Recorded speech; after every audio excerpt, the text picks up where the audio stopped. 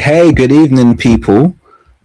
Famous last words, but it looks like we have a pretty solid stream today. I say that because my countdown, I saw all of the numbers from 30 to 0. Normally, I see like 4 as it's just jittering and jumping, but it was smooth as you like, smooth as a newborn skin. So there we go. Fantastic. We can kind of crack straight into this.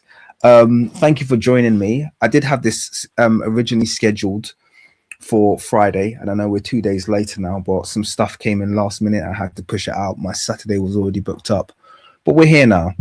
So in saying that, this topic is a little bit, I feel like it's a little bit overdue now. It's a couple of days late, but I still think it's worth tackling because, yeah, I just feel like it's worth tackling. I feel like we need to have this kind of conversation. So first of all, shout out to the 10 of you that are in the stream. Shout out to you, Tronica. Thank you very much for engaging, and I hope you guys just like continue to engage as the day goes on. Obviously, if you want your comment read out or you want something discussed, leave a super chat and we'll do our best to get that integrated into our discussion. What's going on, Smelly? How you doing? Fabrice? Yes. Good to hear everybody here.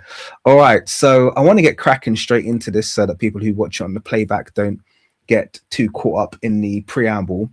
And actually, I'll send you the link in a bit. I want to kind of set the scene, have a little bit of discussion, share some content with my audience first of all, and then Carl Dojo, who I believe you're South African, and you said you wanted to have a discussion about this.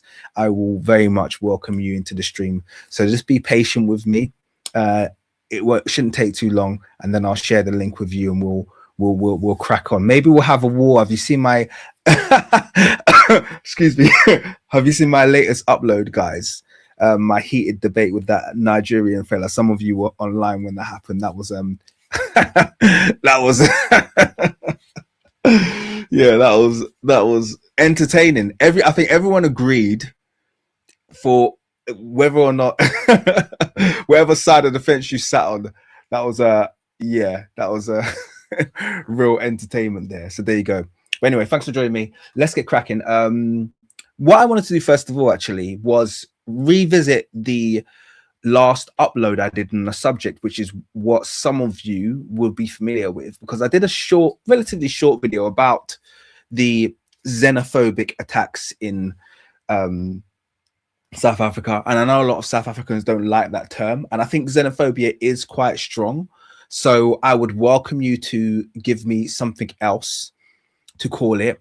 However, the one thing I won't do is not give it a name, because I feel like there's a lot of excuse making happening right now coming out of South Africa, where they're trying to normalize this behavior and act like it happens everywhere, and act like they're the inhospitality. Yeah, let's say inhospitality. They were trying to act like the inhospitality that they're showing is actually normal. A lot of them, and they're like, oh well, you know, this can happen anywhere. Well, what you're doing, what you're doing here, you could never do it in your nation. It's like bollocks. First of all, I'm not gonna let a lot of South Africans, as much as I love a lot of them, like I said, right now there's some BS going on, and it's been going on for years. And actually, I said this in the stream that I did, that, you know, Black South Africans are my least favorite South Africans. Not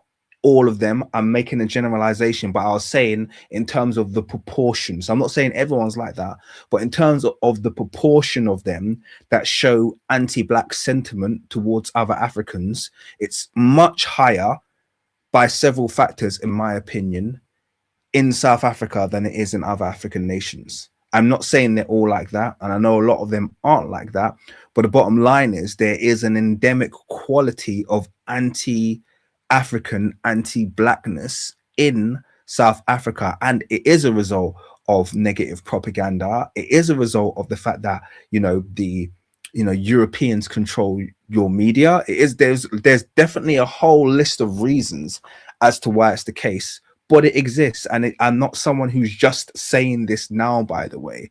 I've got videos before this new latest attacks against Ghanaians started happening. I've got videos on my other channel, The King's Monologue, and actually this racism in South Africa is probably one of the only political topics that I've ever covered on The King's Monologue channel, because that's a history channel. But go through my live streams, and right in the middle of all of those history streams, I've got a live stream that I did about Malema, the Trump visit to... Shout out if you were on that live stream, let me know, by the way, if you can remember. That was a good few months back, but it was about the Trump visit to South Africa and how he, when he bullied Ramaphosa. And I went into South African politics, and I expressed exactly the same sentiments that I said in this video, which is that black and white South Africans are both the most unpleasant types of Africans to deal with. I said that back then. So it's not like I'm just saying this now. I'm jumping, because a few people accuse me of jumping on the bandwagon. Oh, he's just talking about it right now because it's popular. Sorry, but I can prove that's false. Like I said, just go to my King's Monologue channel. I've been speaking about South Africa, South African politics, my desire for South African, true economic liberation. That goes back decades, literally decades. I had forums that I started, and I would be arguing this subject. I go back to Julius Malema as the head of the ANC Youth League. Many of you won't even know that was the case. Okay, I go back to Julius Malema being the head of the ANC Youth, and when he was too problematic for the ANC before he even started the EFF party. So I have a lot of interest. I wouldn't say that I'm directly affected by it, so I'm not going to start trying to project my importance, but I will say that it's a genuine... none of this is kind of like me knee-jerking and attempting to garner a following or to like ride a wave of popularity because this is being a spoken about subject. No, this is something that I do have legacy interest in, and I do take very seriously. So that's the truth. Those of you on the King's Monologue channel will know that I've live streamed on this, and those of you who know me personally will know that yes, this is absolutely true what I'm saying. But what I want to share with you is a few of the comments that I got, okay, because they're gonna set the scene for what's going to take place in this live stream today. So good, some good and bad, but I want to read some of them because they'll help to kind of like contextualize some of this. So Deco, and by the way, I don't feel like I was that condemning in this video of South Africans. I just said that whatever this proportion of your population is that's conducting this, it needs to be addressed. And B, the one thing that I will not tolerate and I won't hear is oh, we're against this, but then you stand by and you watch it happen, and there's a lot of evidence to suggest that this is very endemic behavior. And I'm going to show you a video by if I can find it, I hope I saved the link, but there's a video by a black South African woman. She's a Zulu lady, and she's been persecuted. They almost attacked her once because she's dark-skinned. So because she's like dark-skinned like me, they assumed she was Nigerian, even though she was speaking full Zulu. And she said, I'm the most literally quintessential Zulu person. Like she's like Stephen Biko kind of like complexion. But because she looked like that, this is how bad the xenophobia is affecting some South Africans now. So this is a real problem. This was in a shop. It wasn't like she was in the homeland of the parties. I think there's a party called the PA or something like that who are conducting a lot of these coordinated attacks, but this is just in her local market. The xenophobia is real. I have people who have many Nigerian friends, more than I could shake a stick at, who have gone to South Africa, and they all say, listen, it's a great time, you have a thing, but listen, man, the hate in there is too much.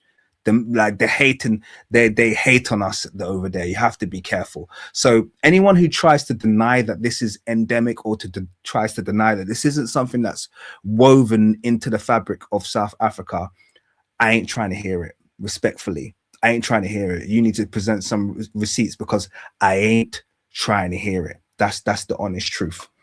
But anyway, Deco says, not all of us Black South Africans hate their fellow African brothers and sisters. Some have been conditioned to hate them. I agree with that, due to the media, political parties, which are all controlled by white secret societies, brotherhood, etc. I agree.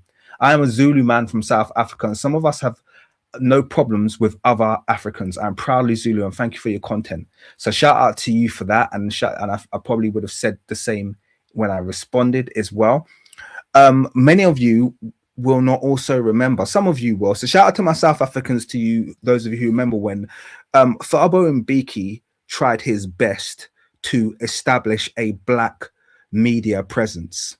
And he used to conduct these, or try and conduct these meetings and make it Blacks only. He wanted to conduct basically Black controlled media and make it so that whites couldn't access, because as soon as you gave white South Africans access, they will disrupt, they will find a way of, I mean, look at Elon Musk basically trying to invite President Trump to invade South Africa. This is how their mind operates. They are a cancer when it comes to the development of that nation. So he faced so much, and what would happen is, over here in the West, the media would back him. I mean, sorry, would back the white South Africans. So you have to remember, I'm from the UK.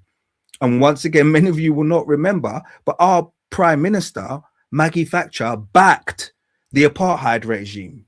Yeah? Maggie Thatcher, our Prime Minister, backed there wasn't many nations in the world that backed the apartheid regimes. Most of them knew this is wrong, it needs to stop. In the UK proudly backed apartheid until it fell, till literally the day it fell.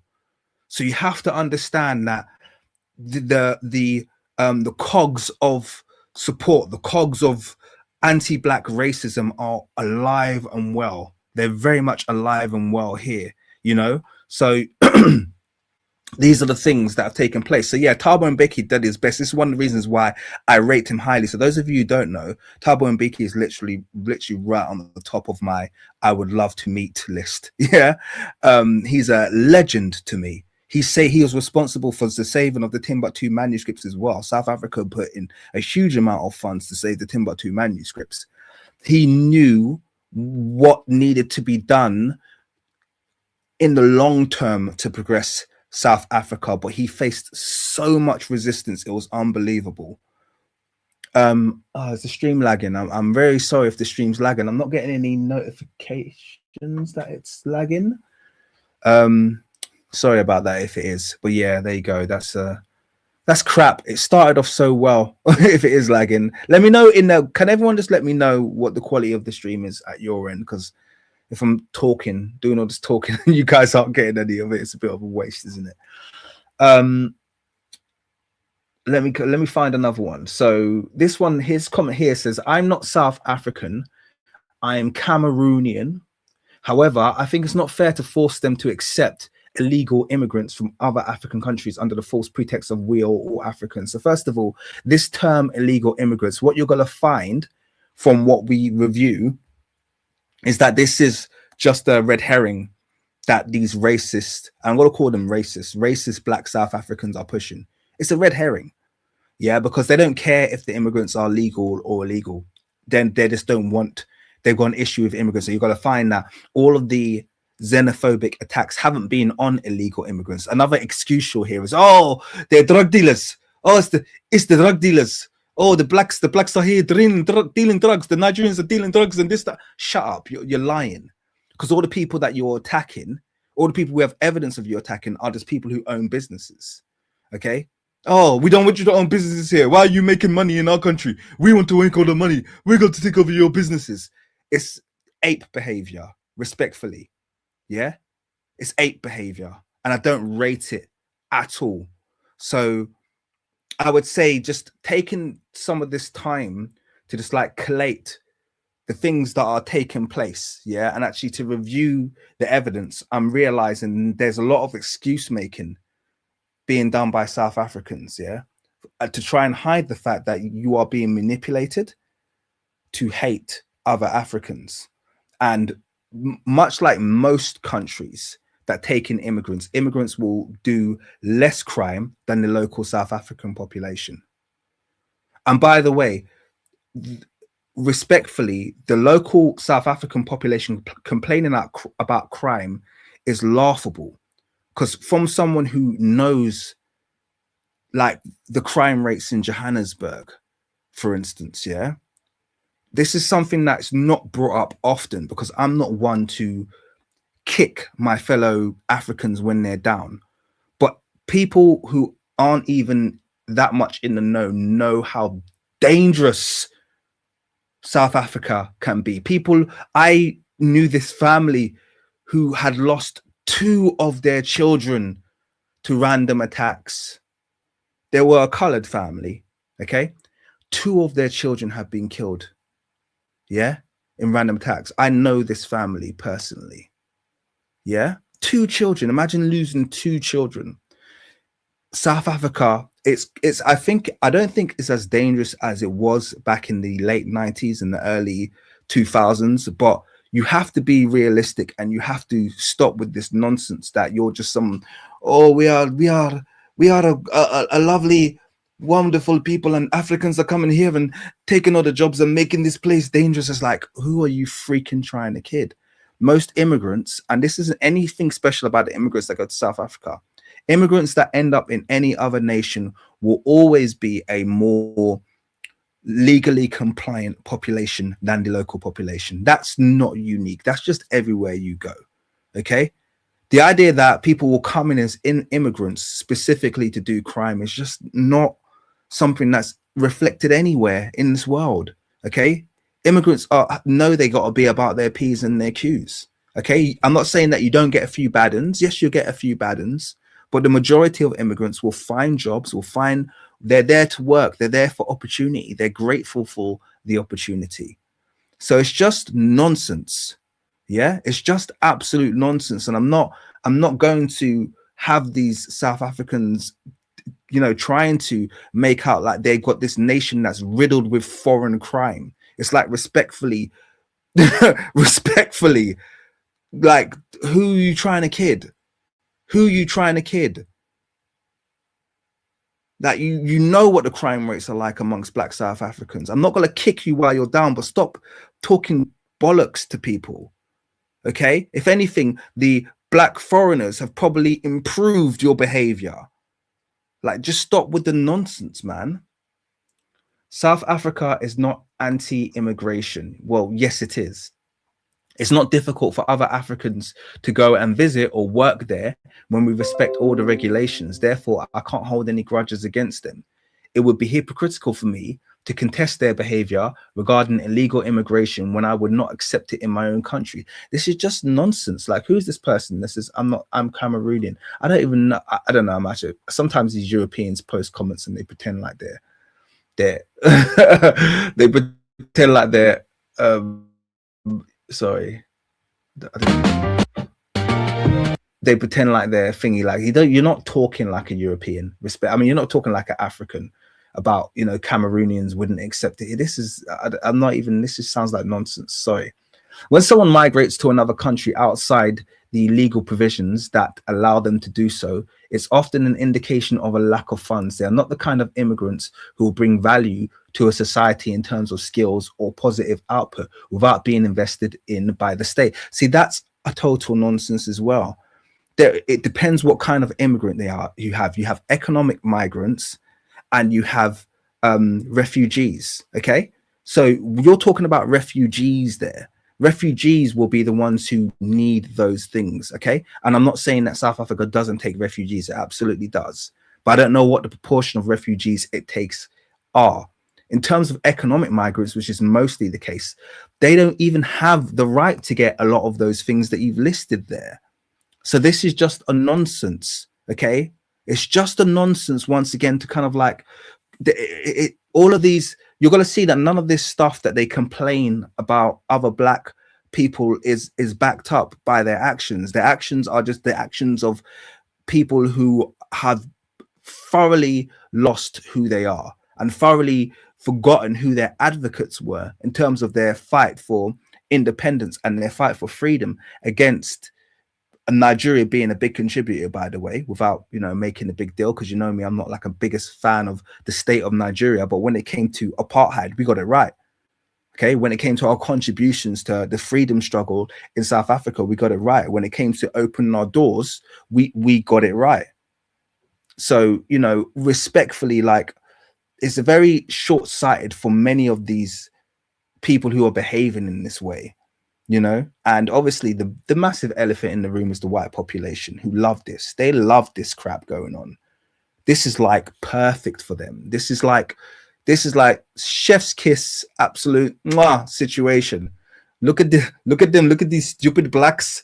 Look at these stupid blacks fighting amongst each other. They're so stupid. So stupid. We don't even let them in Azania. They're trying to come. We will beat them if they come to our cities. But look, they go into their cities and they're beating up all the other blacks. These people are such idiots. That's what they're saying about you right now. If you're a member of these crews, yeah, who go around attacking other Africans, they're laughing at you. You're a clown to them. You're a clown to them. Do you understand? All of these investments needed to turn illegal immigrants into proactive citizens, put a strain on the budget of a nation, come from taxpayers of that. Oh, for God's sake, South Africa, respectfully, you're not even in, Black South Africans, you're not even in the tax-paying conversation in terms of contributions at the moment. Like, be flipping realistic. See, a lot of this is what, if I heard this argument coming from the British population, it makes sense. If you hear this argument coming from the American population, it makes sense. This argument doesn't make sense from a population that has majority unemployment. A majority unemployment can't start talking about taxpayer contributions. Oh, our taxes is being spent on. Do you understand how off you are? That's a luxurious first world argument. That's not the type of argument that a population of Black South Africans needs to be making. Oh, what tax? You're majority unemployed. Yeah. You're not making, how much do you think your tax contributions really are what kind of like fund the treasury in South Africa? Be realistic. Do you understand? So this is the thing. These arguments here, they're not even arguments that are compatible with the South African state. They're not compatible. And that's the thing. They're sitting there regurgitating immigration arguments made by countries like the UK, made by countries like Italy, made by countries like France, where these kind of arguments actually have weight. The arguments you're making, the anti-immigration arguments you're making, don't make sense in South Africa. They don't make sense. This is not your economic reality. That's what you guys don't realize. It's not your economic reality. When they're sitting there, listen, you're not going to come here and dig the jobs in this. What are you talking about? You've got basic needs to attend to. And trust me, immigration is way down the line in terms of your concerns. You've got so many hurdles to cross before you start worrying about fixing immigrants. You've got so many hurdles to cross.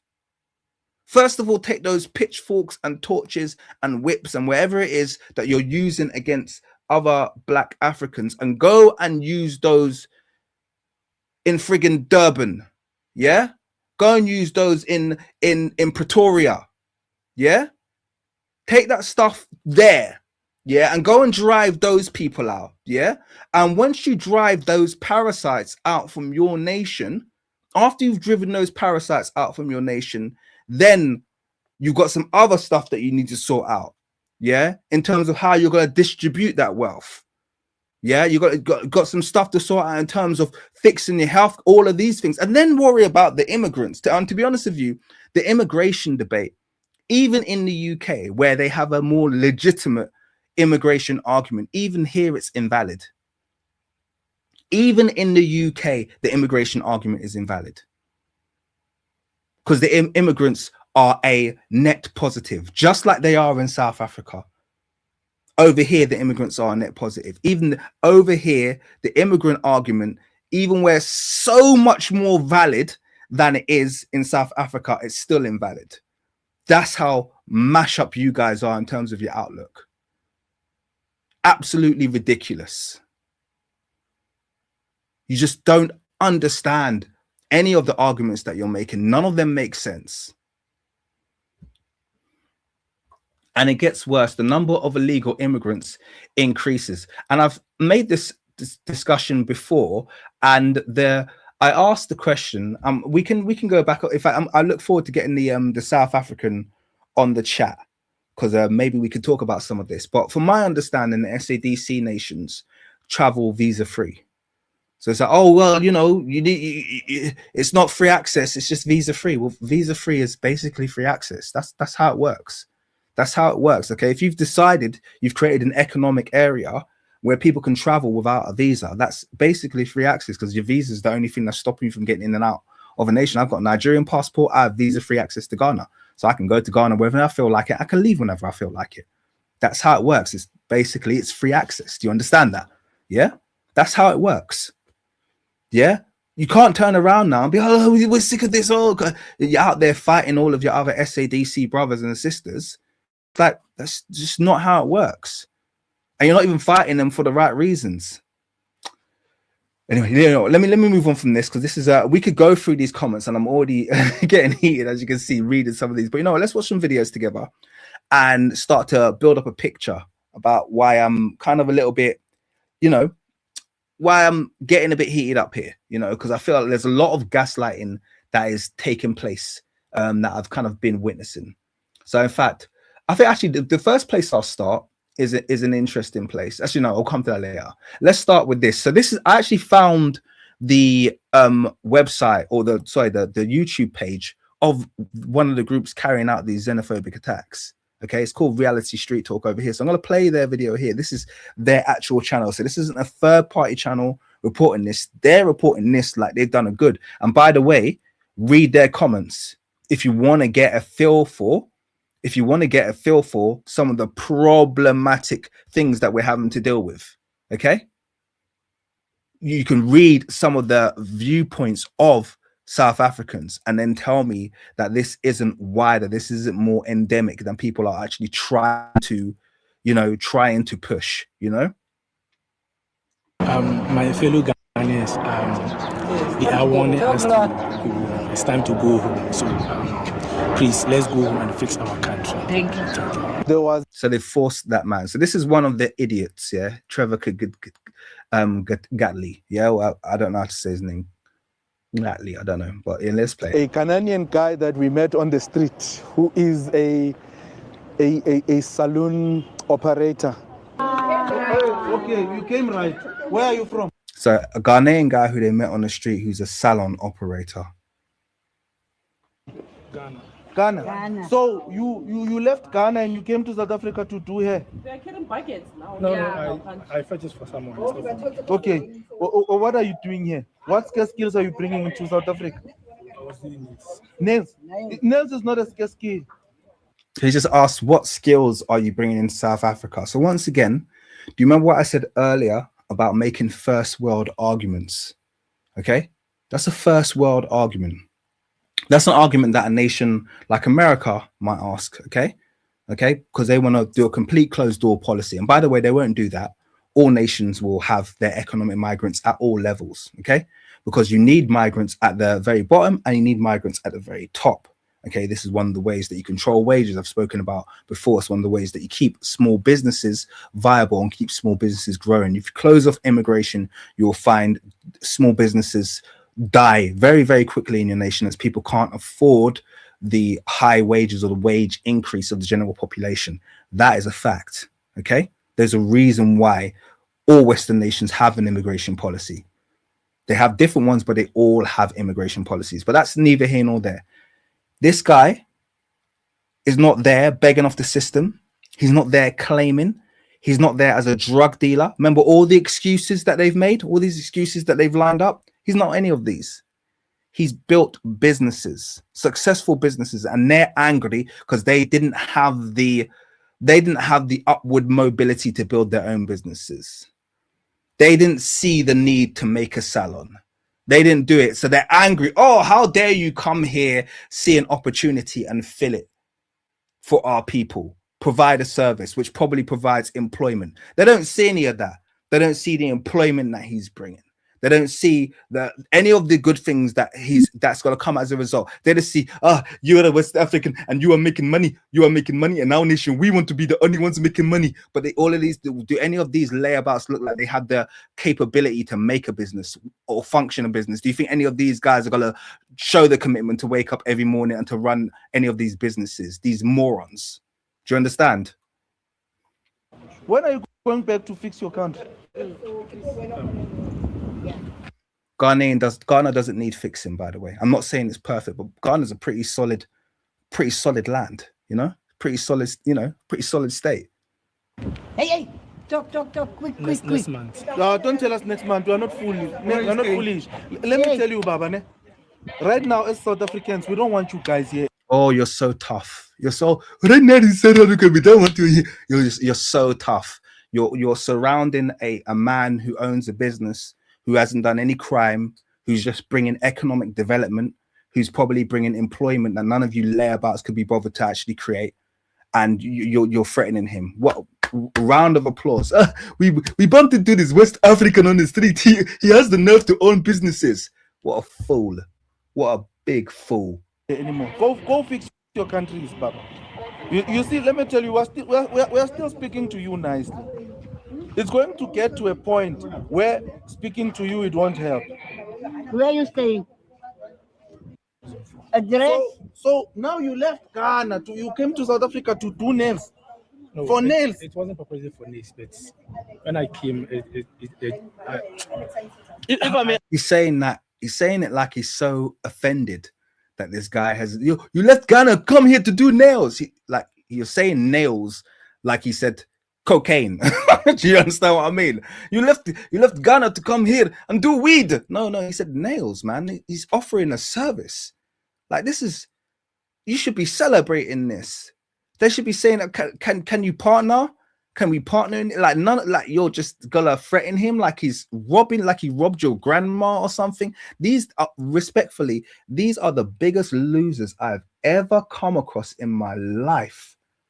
These are the biggest losers I have ever come across in my life. If I may ask you, what visa do you possess to be in South Africa? It was with holidays. Holidays.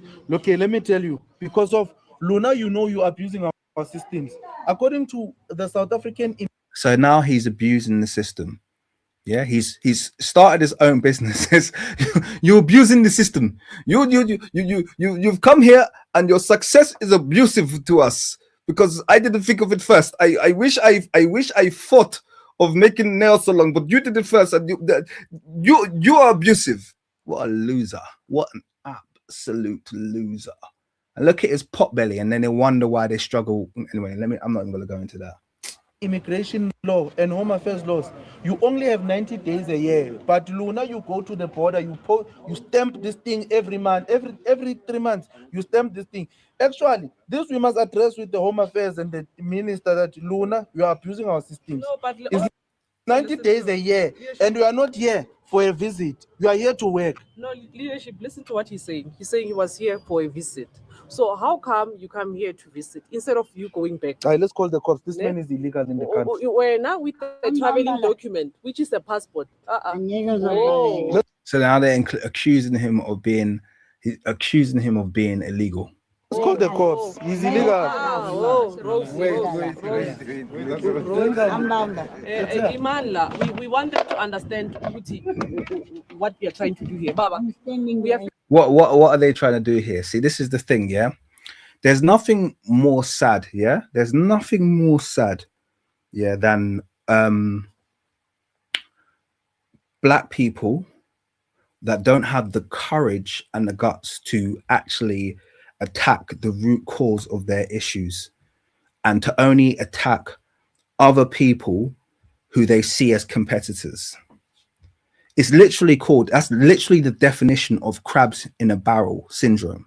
Okay, crabs in a barrel syndrome is you put crabs in a barrel, okay, and they'll kill each other, they'll tear each other's limbs off trying to get to the top. Yeah, that's literally how it works. Okay, now what makes these people deplorable is that their actual enemy, the person who's actually got them in an economically disadvantaged position, is very tangible and very accessible. Okay, very tangible and very accessible. And these cowards do not have the guts, these cowards do not have the uprightness, these cowards do not have the any kind of like notion in their mind that they're going to challenge that, because they're scared of that. Okay, to them it's much easier. Yeah, to them it's much easier for them to try to attack, okay, other people who are making successes out of themselves. And a lot of this is born in jealousy as well, because they've seen people come and be successful, okay, from that region, from Ghana, from Nigeria, this, that, and the other. People come and make money in their population and they feel like they're being stolen from. And it's like, no one's stopping you from doing the same. Yeah, no one's stopping you from creating a business alongside, from mirroring. Do you understand what I'm trying to say? No one's stopping you from doing any of that. But what they'll do instead is they'll attack another person's success. Let me tell you something right now. These are the worst kind of human beings to be around. It's a bit like that person called American in my chat right now. Thick as two planks. Thick as two planks. These are the, remember I said before when I had the voice call with that guy from Nigeria, and I said I would live around 1 million white people. I would even live in Bombay before living around black people like this. Black people like this are the most dangerous kind of black people, because they hate themselves so much that they will be the ones who are quickest to exact violence on you. They hate themselves so much, I promise you, they will take life quicker than a white man. Quicker than a white man. I guarantee all you have to do is put a drop of testosterone in this scene. That Ghanaian man could have lost his life. This man could have lost his life. I'm telling you, it just needed a little spark, because these people have got no sense of self-awareness. They got no sense of shame. They got no sense of pride. They're just shells. They are despicable. Yes, American, you are despicable. Do you understand that? You're the worst kind. You're the worst kind. You are the enemy of progress. You are the one who will put a bullet in Malcolm X for your FBI person. That's you. That's you. You will do that. You're a traitor to our race. You're a traitor to black people globally. You sit there and you try and act like, oh, I'm talking for our people. No, you are a traitor. You are the one, you are the brother of Compaore. You're the one who will say, yeah, I'll do it. You're the one who was chasing Lumumba with your gun, hitting Lumumba over the head for your Belgian officers. That's you. You are despicable and disgusting. I'm going to block you, by the way, because I'm not going to sit here debating with a moron like you. But I just wanted to let you know, before I block you, you disgust me. Just like these people disgust me. You absolutely disgust me. Yeah? So please see yourself out if you want to, or stick around. I'm going to block you either which way. Do you understand what I'm trying to say? Cool.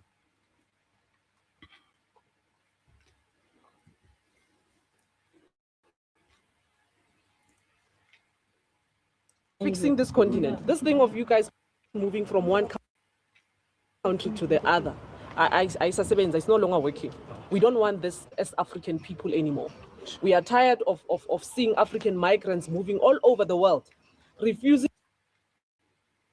to fix your own countries. Now we're making it. Refusing to fix your own country. He's fixing your country. Do you understand? Yeah? He's fixing your country. If someone comes and starts businesses and provides service for your rank little nails, Missy, as you're sitting there, what did you? We wanted to. Why don't you go to his nail salon and get your nails done, and fix yourself up? Yeah, and hopefully he's got a hair salon. He can sort that mess out as well. There's opportunities here that you could have done with this brother, but no, you're gonna sit there pointing. Oh, go to your country. Fix the country. Fix your country. Fix your country. That's not how countries work. Yeah, there's no countries. This is the thing. The thing about the South African mind, for many South Africans, not all of them, obviously, is that they've got this idea that a country is made up of one ethnic group and no one else is welcome. They can't show you where that pattern exists anywhere else in the world. Every other country in the world is a mixture of ethnic groups. You have the people who are indigenous, who everybody knows are indigenous, and you have the migrants. That's how it works in every country. But no, their nation, we are the only ones. No one else. They want to be the labor class. They want to get rid of all the labor. We are the slaves to the whites. You are taking you are taking our rightful position as white slaves.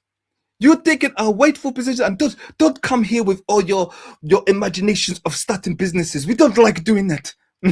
We don't like starting businesses. What we like to do is be slave. Yeah, and right now the slave wages are not going to spread between me and you. So you have to go and take your business with you. We don't want jobs from you. We don't want jobs from other blacks. We only want jobs from whites. This is what you guys sound like. It's absolutely pathetic. It's pathetic. Very clear to you guys. Utitina, we don't want you here. We want you to fix your countries. Now you came here with a traveling document. You came with a passport. You know that you are a visitor, but when now you decided to come and integrate in our communities, you know very well that what you have done is wrong. How many children do you have here? We can come to Ghana and do what you're doing. And that's a lie. So the statement she just made there is, we can't come to Ghana and do what you're doing. Well, she hasn't been to Ghana, okay? She went to Ghana, she realized Ghana's full of migrants. Full of migrants. Every major city in Africa, Accra, Lagos, Abuja, full of migrants. Full of migrants, full of people trying to find an opportunity, okay? People even migrate within the nations, okay? So people migrate out from the, from the hinterlands and the villages and this, that, and the other, and they migrate to the cities. It's the same phenomenon in London. London's full of migrants, international migrants and migrants from the country, people who come and they take jobs in London. It's just how places work. People move to where there is opportunity. That doesn't provide a threat to the indigenous population. It doesn't. Okay? It provides opportunity. If you were upwardly mobile within that nation, you would see all of those migrants as an opportunity, because if a lot of them haven't got a lot of money, do you know what that means? There's an opportunity to employ them, okay, at a very agreeable wage, a wage that will be very, very accessible to you. This is why migration is wanted by many nations. Now, if you don't have any upward mobility, if you don't have any entrepreneurship, and I've heard this is a real problem, guys. I'm going to be real with you. If you don't have any entrepreneurship, what will happen is when you're faced with all of this opportunity to hire people, to create businesses, to do all of the above, you'll just see it as a threat, because you're not even wired that way. That's why they're angry that this man's created salons. That's why they're angry. They're being angry, but they're not even in the economic position to be angry like this. It makes no sense.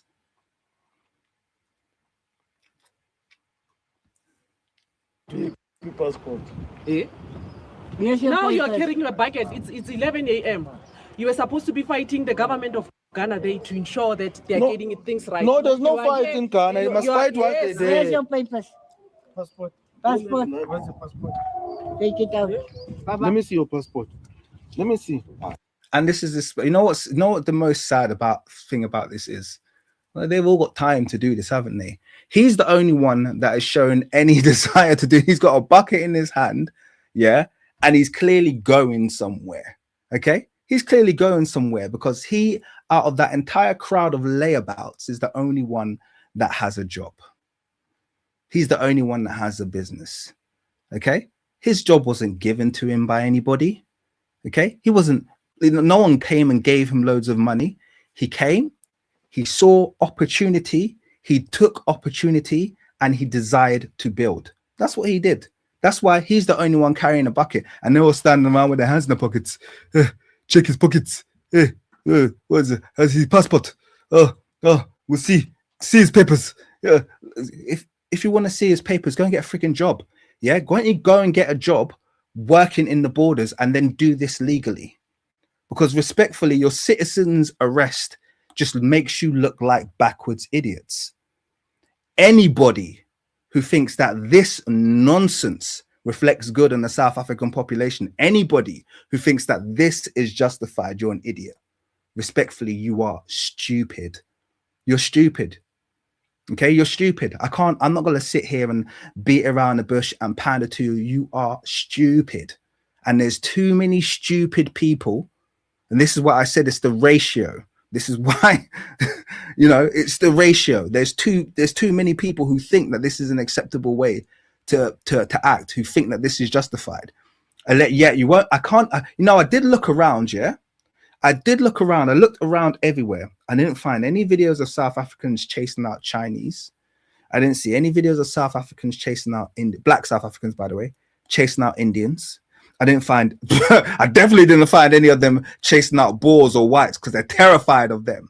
So they say, oh, it's all immigrants. It's not just the African ones. It's all immigrants. They're all coming here taking jobs. But when it comes to their smoke is only directed towards the other Africans. So sad. So sad. Luna. Okay, tell me, who's the police officer that you are bribing to certify? By the way, just a quick shout out to Microwave. Thank you very much for the $5 Canadian. It's a Bantustan indoctrination by the Boers during apartheid, and continue to this day. It's not something that they stopped. It's a policy that has obviously worked a treat. And the sad thing is, the very, very sad thing is that you would have hoped there would have been a process of evolution. And by the way, I'm not saying this in a too condemning way, because there's many African nations where the populations just haven't evolved to understand. And this is, once again, it all leads back to this problem that you have across Africa, not limited to South Africa. So in many ways, South Africans are just victims of their surroundings. But this problem across Africa you have of, historical and political literacy. Africans are generally historically and politically illiterate, and they don't care to improve their literacy. And one of the greatest reasons why they're historically and politically illiterate is because they rely on Western institutions for their news. They rely on Western news institutions for their politics. They rely on Western news institutions for all of their entertainment. They rely on everything coming from the West to school them up, A, about their history, and B, about the political situation of the world. And so they're politically and historically illiterate. And so the West, the white South Africans, the Boers, even the Indians who control the media infrastructure, yeah, they can continue replaying the same tired playbook over and over and over again. And this politically and historically inept population will continue to fall for it over and over again, because they haven't learned, they haven't read, they haven't educated themselves, they haven't tried to bring themselves outside of the framework of manipulation. And so they fall for it over and over and over again. They fall for it over and over again. There's no freeing themselves from this. And it's sad because, like I said, I was a massive fan of some of the past South African, Thabo Mbeki, like I said, that's my guy right up there. Since then, it hasn't been as, I know Zuma became relatively highly rated, but we have gone down quite considerably with Ramaphosa in power. And I don't know, it's not looking good. The outlook is not looking good, because this is terrible. Defy these things for you. Blind. Baba, let me tell you, I'm not Check the foolish. date. This thing, let me tell you, you know, by law, you're not supposed to certify as an immigrant. You're not allowed to certify your passport. No. Okay, why do you certify your passport in a foreign land? Okay. Let's just start there. Why do you certify your passport in a foreign land? You see, it was raining. Guys, now go Facebook. How you? It was raining these days. Then when you go out with the passport, sometimes it gets spoiled. These guys don't even know what I'm talking about at this stage. So anyway, I think you can kind of like close this video now. You get the gist of it. They're going to keep running their mouths, and then they're going to force him to make a video and say, you know, because he's scared for his life, and say some nonsense. It's like, it's just disappointing. It's just disappointing, you know, that this is the behavior. And you saw that, the guys, I wasn't getting that from elsewhere. Okay. I've gotten that from, that's from the source. They're proud of that. They've posted that on their channel. Okay. So that isn't, you can't blame that on bad propaganda. That's that's like 3 or 4 days old, that video. Okay. You can't blame that on bad propaganda. This has been posted by South African populists. Let me give a couple of shout outs. It's Sosa with the blicky again. That was the angry guy who I was debating. You're not coming online today, Sosa. I can't be bothered to deal with you. I want South Africans today. But he said, which African educational sources do you rely on? Hypocrite. I don't understand what makes me a hypocrite. So to be clear, I don't watch Western news. So if that was your accusation that I rely on Western news to get my news, I don't. Yes, I'm not you. So in fact, one of the first things that you'll know, that all of my audience will know, the first thing that I advise them to do is to make sure they have no major mainstream Western news outlets beaming through their television sets. Don't watch the Western news. It's entirely useless. It's just literally a tool of propaganda. So that's what I'd probably advise you to do. Turn off CNN, turn off BBC News 24, turn off Fox, turn off Sky News, turn off all of the international news outlets that you are currently relying on, which have poisoned your brain, which is why your brain doesn't work properly. Okay. Once you get those off, start to collate and curate your own sources of news. This is something that you need to do for yourself. Decide on how important news is to your life. That's another important thing. Decide on how important news is to your life, because people have got this idea. There were times when people didn't have news, didn't need news. Okay. So decide how important news is to your life, because you've only got a finite amount of attention, only got a finite amount of energy that you can burn on a daily basis. And a lot of people give 10, 20% of their energy to this foreign object that's pumping news out to them. So I would advise you to start to take far more autonomy over your life and control of what you consume. Okay. Another thing that I don't do is I don't watch, you know, anything that is actual real violence. I never consume people getting unalived. I never consume people being really kind of like violently apprehended, like in like the drawing of blood. I make sure my eyes never consume that. Okay, that's just something I do on a personal level to protect my spirit. These are choices that I've made, but you have to make your own boundaries and decide how it is you're going to consume news and where you're going to get your news sources from. Okay. And there are lots of different outlets that you can look at.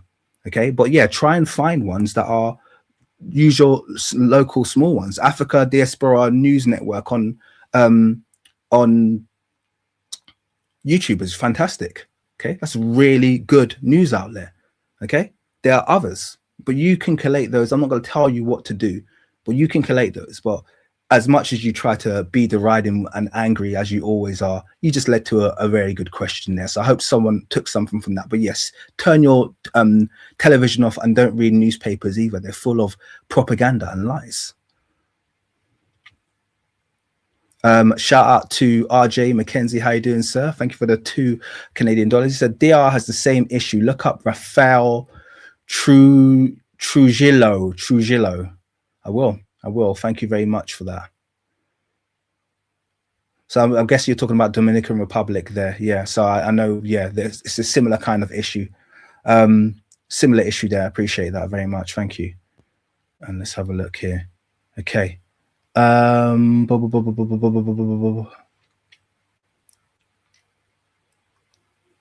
Let's carry on. So I want to actually give the because I did promise one of the people in the chat.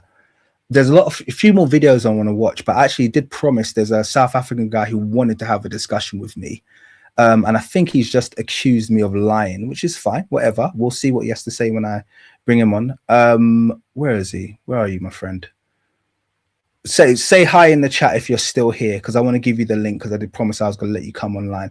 I might as well bring you on now, and I can always come back to some of the videos a bit later. So are you online at the moment? Where are you?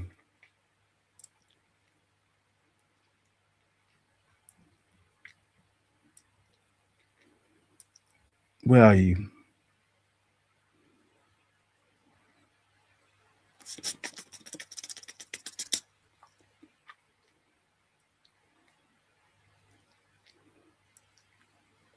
Are they okay? Car Dojo, you're there. Okay, cool. So let me I'll just put the link in the chat. I'm going to put it directly in the chat. Please don't try and join if I haven't given you permission to. All right. If you want to join, maybe you can try and put a request in the chat and I'll listen to it. But don't just try and join from the chat link that I'm about to post. It's not for you. And I will just disconnect you if I haven't invited you. Carl, you need to use your username when you join this link. Okay.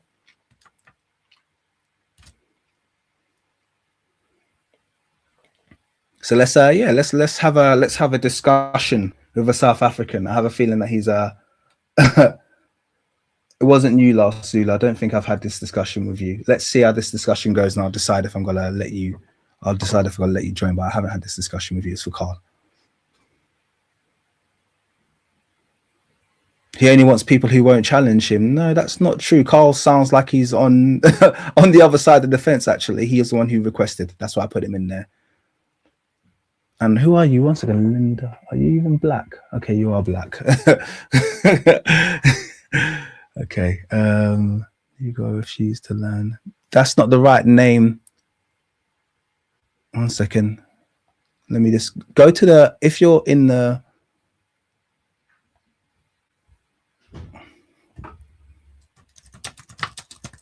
I'm sending you a private chat.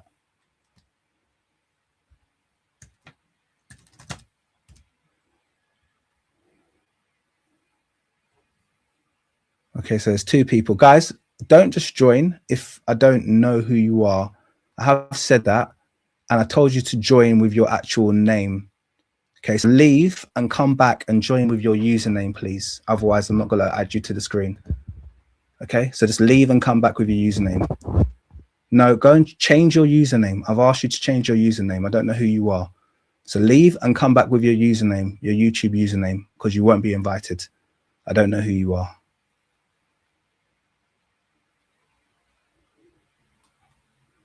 I'm not going to have anyone wasting my time. Guys, it's a very simple set of rules I've given you. If you can't follow them, then we're not going to have this. So don't use that as an excuse, please. Leave and come back with your username on YouTube.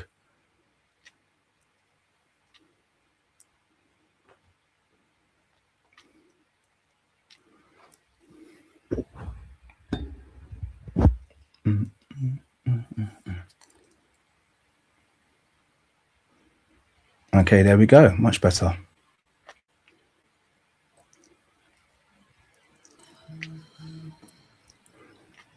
Okay, let me just put it on. Carl, is that you? Yes, that's me. Okay, great. Fantastic. How you doing, sir? I'm good, and yourself? Yeah, I'm very well. I'm very well, as you can hopefully hear. How's it going? How can I help you? Wait, let me just switch something off. Okay. Can you hear me? Yes, I'm here. Yeah, yep. Oh, okay. Yeah, no. So you're loud and clear, by the way. The audio is good, and the visual looks good as well. I can hear you. Yeah. Good shout. Good. Okay, I'm going to put my headphones on, though. Go ahead. So I can talk. Yeah, of course. Go ahead. The floor is yours. Okay. First of all, I mean, I wanted you just lied about something. You said that we don't chase away Chinese, and you said you checked. I just YouTubed it just now. I just checked on YouTube. There's numerous videos. I knew for a fact that was a blatant lie.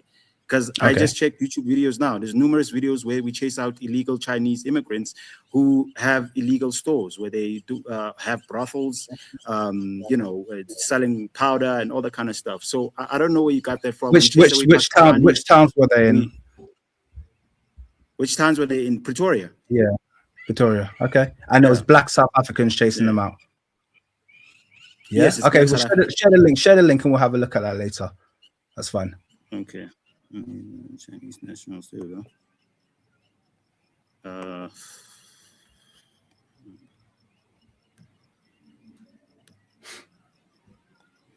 Where do I send the link? Let's see, in the comment section. Okay. Chat. You could put it in the private chat or you could put it in the main chat. I don't mind. I'll put it on the screen. I don't mind sharing it.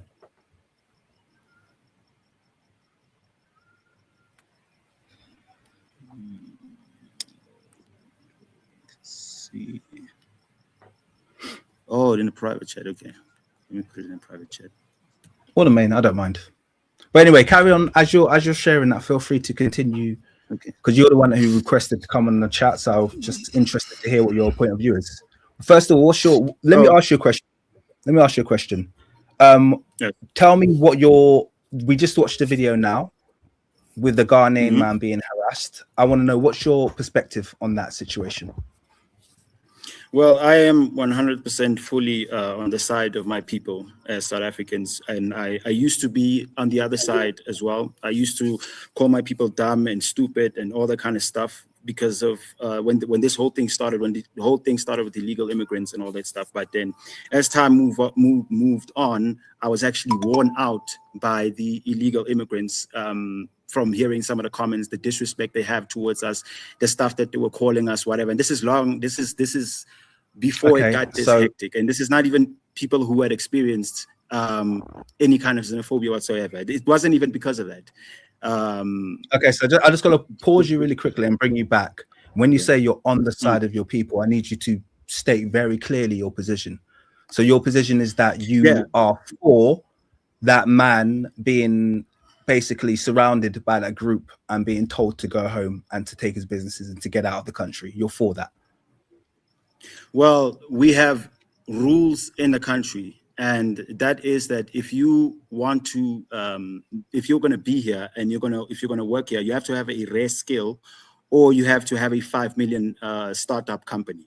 So those are the rules. If you don't comply with that, no matter what your skin color is, you get chased out, as you will see with the Chinese as well. You will see with any other person from any other race. The problem is it is very sensational to see us chasing out the black immigrants. And so that's what you'll see. You won't see us get along with black immigrants who comply and show South Africans respect. Okay, you know what I'm saying? And you won't see when we chase out people of other races, that is not something that will make the news. And we've said it numerous times.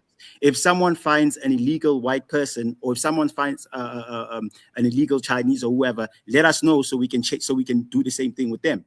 So that's the thing. So we've doing that. Sorry. I wasn't supposed to pause it. I'm just going to pause it.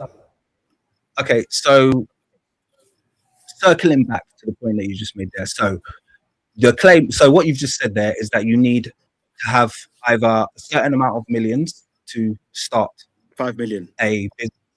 5 million, yes, to start a business, yes, or you need to be bringing a very rare skill.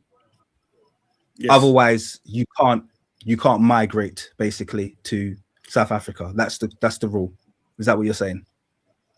Yeah, well, I mean, there's obviously tourism, there's migration where you can be here for a limited amount of time. But if you want to stay the way a lot of the illegal immigrants are staying in the country for so long, if you want to stay and open tuck shops and whatever, those are basically the rules. So you need to have several millions of pounds if you want to open a shop in South Africa. Rand. 5 million rand. 5 million rand. Okay, sorry, 5 million rand if you want to open a shop in South Africa. To start a company, start a business, yes. Not a shop. The tuck shops, the tuck shops, the convenience stores, the small businesses are for local South Africans. That's basically part of the law. So Small the businesses, salons, for those type of things are for locals. local South Africans. Yes, for locals. Yes. So you can't open a small business if you're not a South African. No, you can't. Okay, cool. So you're telling me basically him owning a hair salon in South Africa is illegal? It's illegal, yes.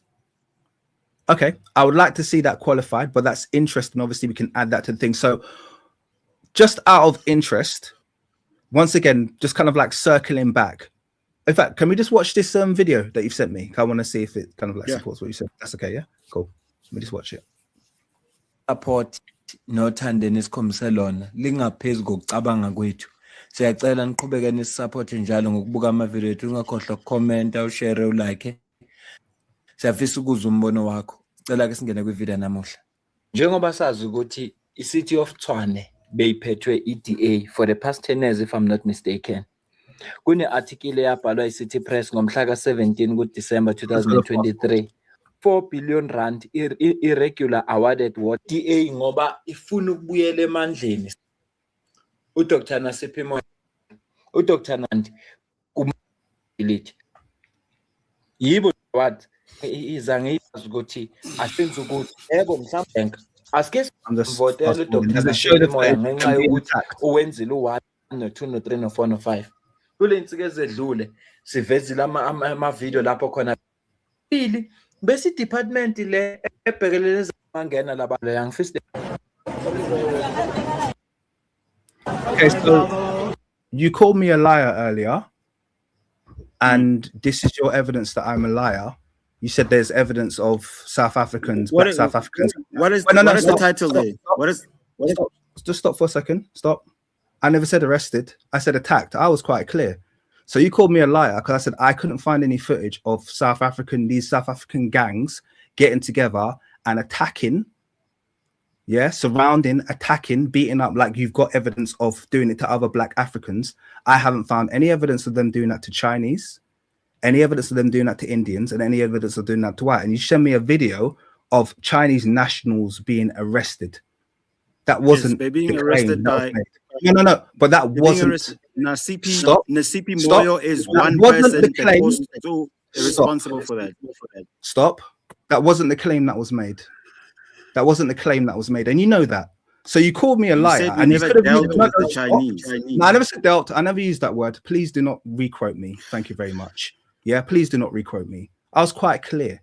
Yeah, I said I haven't seen any evidence of these gangs getting together, rounding up, beating up, just like they're doing to black South Africans, any of these other migrant groups. And you sent me anyone concerned. Anyone beat up a migrant. Do you want me to show you that? Have you not seen it? Show me. Have you not seen it? Because that's a South African. That's not a Ghanaian. That was false. That was false news. That was not a Ghanaian. That was a South African who was stealing. Because that happens. That is community justice. If I go and steal in a store, I'll get beaten up as well. So that footage of this man being beaten up is a thief, yeah. And then the footage of them on. Okay, so let me. We back. We back. Quick. 1 second. Quick video. I want to talk. Either which way, regardless of that, you know that what you just showed is not the same as what I said. So even if we take the aspect of them being beaten up, I'm talking about these communities of vigilantes going out and enacting justice upon migrants, illegal people who they say are illegal immigrants. And you send me footage of a court case of people going through the system and legitimately being deported for having an illegal business. And then you have the nerve to call me a liar. Explain that. When you haven't proven anything. You just, what are you talking about? You haven't proven anything. Go ahead. The floor is yours. I'll find the footage of that guy being beaten up. Her name is, the lady that you said, her name is Nasiphi Moyo. So she's one of those ladies who are actually going around and taking down these illegal immigrants and all that kind of stuff. And so she's one of the people that took down the Chinese store and called the police. So they got arrested because she called the police. She's part of Action SA, which is a political party. It's not in parliament like the others, but they are also actively going around dealing with illegal migrants. Just like you saw the man that you called an idiot, the one with the belly, they're part of a political party as well. With the lady, Victoria Africa, that you said, dude, don't call me, I'm on a live. They are part of political parties where they take down these illegal migrants. So that lady is also one of those people. So she called the police. That's what they do. They speak to these people and ask them what they do in there, etc., etc., and then they call the police and then they deal with them. Okay, so all right, so you let can me let me switch off. Let me switch off my phone. This guy doesn't listen. I told him I'm going to be on a live. It's okay. Don't know what he wants because he knows I'm live. Go ahead. Okay, so I mean, I've got a few. I didn't want to just obviously focus on the violence, but I can just quickly just refresh this. I think this one's got. Oh, will it let me play it? Sorry, 1 second. There we go. So this is a South African being beaten up here. I mean, just being yeah, well, very racist. I would say he's. That's how. So he's a thief because he. I mean, I'm gonna not lie to you. I'm not sure if he is not. And what about this gang running through the streets now? So South Africans have never dealt with. Like, okay, in the beginning, yes, it was done like this, but ever since Operation Tudula and March started, we've made sure that it's done lawfully and it's done in the right way. We don't deal with people with violence and things like that. Or else the police would get involved. Carl, are you being honest here?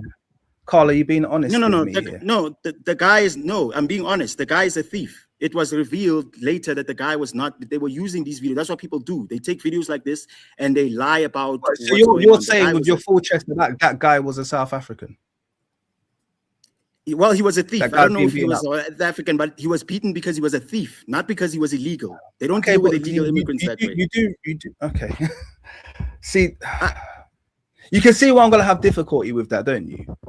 Because the subject matter is such, and then there's evidence of you guys acting in ways that I'm going to respectfully say. About 1 second, there's evidence of you guys acting and talking, even the way that I'm talking to you right now, in ways that other Africans don't act or behave. Okay, there's evidence of that. Okay, really? There's evidence of you. Yeah. The conversation I'm having. Ghanaians recently were marching against Nigerians not so long ago, saying Nigerians must go. Listen, no. They were taking down their illegal stores and everything. To be clear, before Ghanaians did Nigerians must go, Nigerians did Ghana must go. Okay, this is what you have to understand is this is not something that either nation is proud of. We don't wear it as a badge of honor. Okay, none of us. They say they support us. Well, right now, the Ghanaian minister is taking you guys to town right now, South Africa. The minister, not the people. You can't jump from minister to people. We're talking about the people right now, right? Of course I can, because you're saying Ghana. You used the phrase Ghana. You said Ghana is very proud. Respectfully, I go to Accra almost twice annually. Okay, I don't have any problems with Ghanaians. And I have no problem. You go there legally, right? Because you go there legally. I have a Nigerian passport. I have free access without visa-free access. I have visa-free access. All Nigerians have visa-free access to Ghana. So that's just something. I've seen videos of Ghanaians saying Nigerians must go. All recently. That's recent. All Nigerians have visa-free access to Ghana. So are you saying Nigerians and Ghanaians get along? I never listened. Stop. Let's not move the goalposts here. The point that I was trying to say to you is you've tried to make a blanket statement, which is observably false. Okay, it's observably false. Which one? The idea that Ghanaians are all very happy to kick Nigerians. That's a load of nonsense. They are. It's not something that. Because you've. Okay, go ahead. No, you go ahead. No, you say they are because let me hear what the evidence is. We go on TikTok lives together. We talk to Ghanaians all the time. They say they support us, and they say they also there's a whole thing called Ghana Eye, where they get rid of illegal immigration.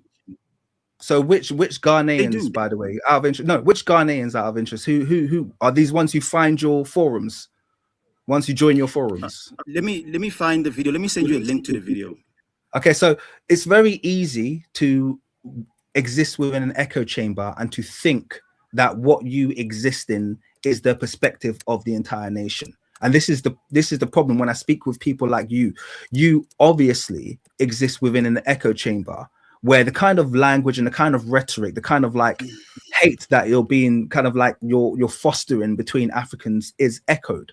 And so you think it's normal. Oh, they all hate us. Like, well, respectfully, these periods of time that both Nigeria and Ghana and other surrounding nations have been through, none of them are wearing it like a badge of honor, like respectfully you are at the moment. Yeah, you're wearing it like a badge of honor. You're acting like it's something to be proud of. These are lessons and periods of time that we went through and we learned from.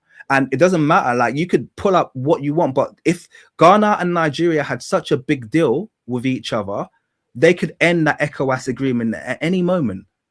They could close those borders, and they haven't. And they haven't shown any desire to close those borders. Okay, they've kept it open. Now, are there going to be some Ghanaians that are going to be upset that Nigerians are going to Ghana and building successful businesses, which they are doing, okay, or buying land? Of course, there's going to be people that are going to be upset by that. But that is not a reflection of the overriding sentiment of the nation. That's a reflection of your own echo chamber. And your own echo chamber is one of xenophobia. It's one of dislike. It's one of hatred towards your fellow African. That's kind of what that's what it sounds like you're grounded on. That's the bottom line. That's what it sounds like you're grounded on. So do you remember what I said when I started? I said two things, right? Even when I texted you the first time, I said, I follow your channel a lot. So I am very African-centered. You saw my original name. I call myself Hotep. I follow the Hoteps a lot. I don't know if you know them. And I know all this. I was a Pan-African. Listen. I'm not trying to glaze you. I'm making a point. But I'm saying that's mean. I'm just saying, that's meaningless to me. I'm just saying. But I'm saying I don't care. That's not what I'm trying to do. I'm not trying to make it meaningful to you. I'm trying to explain a point. So I told you originally that I was very Pan-African, deeply Pan-African, and I was always defending illegal migrants. But they wore me out because of their disrespect and their disrespect towards local South Africans. They are ungrateful. They lack humility. They are very disrespectful, and they drove South Africans out. You said something about South Africans. Well, which ones? Most of them. Which ones? And I'm glad you said. I'm glad you said it. Which ones? I'm glad you said not all. Not all immigrants. I'm glad you said that. Okay. I'm going to answer that. There are immigrants that South Africans don't have a problem with, right? There are Namibians, people of Botswana, people of Lesotho, and people of Swaziland, right? You can check online. South Africans are always praising them and saying, you guys don't cause any problems. They even go to the extent of saying, recently, you can check a video, you can check on TikTok or on YouTube, you can check. The Lesotho people were arguing that the borders of Lesotho should be open so that Lesotho people can go and get jobs in South Africa. South Africans all said, most of them said, open those borders, man. Those are brothers and sisters. They don't cause any problems in our country. They said the same thing about Swati people. They said the same thing about Namibians. They said the same thing about Botswana people. Now, if someone were to say to me, well, it's SADC and it's close, and so you guys are neighbors, so obviously you relate. That's not true, because Zimbabweans are our neighbors too. We don't like them. Mozambicans are our neighbors too. We don't like them. Worst part with Mozambique, we actually can relate. We have a similar language. One of their languages, which is Shangaan, is actually one of the 11 official languages in our country. So you'd think we'd relate to them more than we relate to Namibians, who we actually don't share language with. Nor do we, I don't think we even share that much of a culture with them. No one in South Africa knows what Herero is or what Herero means, but they'll tell you that they love Namibians. But they do know Shangaan, but they don't like Mozambicans because of the way Mozambicans behave. So it's because of their behavior. And they also like Kenyans. South Africans are very good friends. They call each other cousins and all that kind of stuff. And Kenyans have said numerous times that they support us when it comes to the whole illegal immigration issue. So there you go. So just to be clear, no, that's good. I'm glad that you broke that down. Now let's get under the hood of this a bit more, because I want clarity of, first of all, the things that you classify as bad behavior. Because obviously, if you think the other ones behave well, then the ones that you don't want, there are obviously ones that behave poorly. So I want to know what examples there are of this bad behavior, and I also want to know if there's reciprocity in this perspective that you have. Because, for instance, I've heard a lot of Kenyans complain. You just said Kenyans support you. I've heard a lot of Kenyans complain about what's happening in South Africa right now. A lot. And of course they will. So Okay, so there are South Africans who don't like what's happening as well. So okay, everyone so is it's not going to feel clearly the same way. so what I'm trying to say is it's clearly not unanimous, but you've come in and you've just made kind of like what you've done is just made some very broad generalizations about nations that you're okay with and nations that you're not okay with. So let's take a nation that you're not okay with. Can you give examples of the kind of problems? Is it just that those nations that you mentioned come there and they don't try and start businesses, or is it a case that what is it? Make it clear to me what you find so jarring about the immigrants that show you disrespect. Make me understand what this disrespect is. Okay, there's human trafficking. There's drug dealing as well, and the drug dealing is not about there being a market, because people are always saying, well, if there was no demand, then no one would take the drugs. Can we pause on the human trafficking? Okay. Which nations are guilty of human trafficking? Well, mostly Nigerian. I'm not going to say it's just them, but it's mostly them. Okay, so what kind of human trafficking are they doing? Well, they kidnap our daughters and force them into drugs by injecting chemicals into them, making them into addicts, and then telling them that in order to feed that habit, they need to, go into prostitution. So Nigerians are forcing South Africans into prostitution. Yes, the ones who are into that kind of thing. Okay. So which ones? The women that are into it? No, I'm saying the Nigerians who are into that human trafficking, or whatever. Because I don't want I don't want you to say again, I'm saying everybody and all that kind of stuff. I'm not saying everyone, but I'm saying majority of the time when there's a human trafficking bust, when there's a drug bust, there's always a Nigerian, or whenever there's a murder or whatever, or get some form of, okay. So can I ask you a question? Or whatever, there's a Zimbabwean. Before Nigerians got into South Africa, did you have prostitutes? Prostitution, that was, Nigerians started moving in 94. So prior to that, there was apartheid, and I don't think prostitution was legal. It was not legal. Okay. So do you realize where you got to fall over? It's not legal. It's not legal. It's not legal now, but apartheid was much more stricter when it comes to. You realize where you got to fall over here. You realize where you got to fall over here because I'm not saying this is a stick to beat you with, but you realize the AIDS rate in South Africa is like astronomically higher than the AIDS rate in Nigeria. Like astronomically higher. You can, but I'm just going to before you do that. I'm raising that point once again, not to beat you with a stick, because I don't like it when Europeans try and go, oh, look at that, because I do think there's been a lot of skullduggery. And by the way, I support Mbiki's view on the AIDS rate. I know about the dirty needles contributing to that and some other things as well. So I support Mbiki's view. He was very much kind of a skeptic towards a lot of the drugs being sold. So I want to make that very, very clear. However, you have essentially just kind of like proposed the idea that Nigerians not only introduce but uphold the entire prostitution industry in South Africa. That's what you've just said.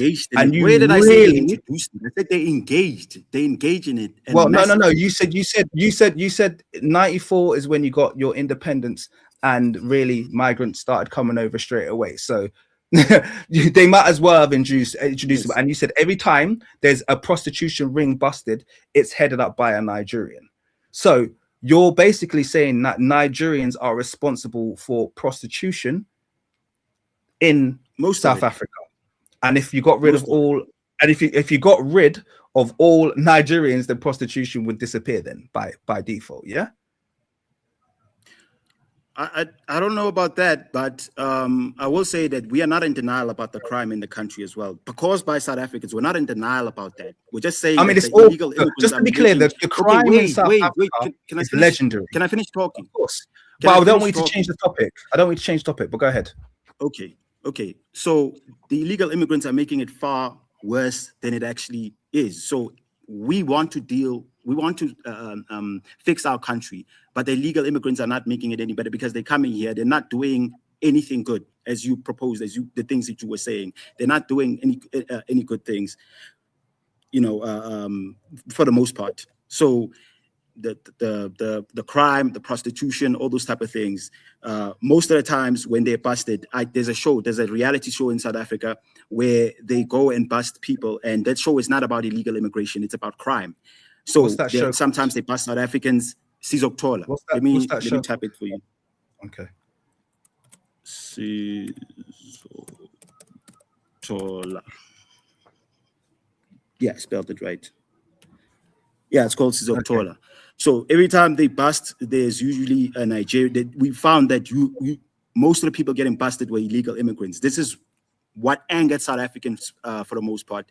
And the guy that was the one doing the bustings and all that kind of stuff, he joined the political party, the Action SA, the one I just showed you, that were chasing out the Chinese illegal immigrants.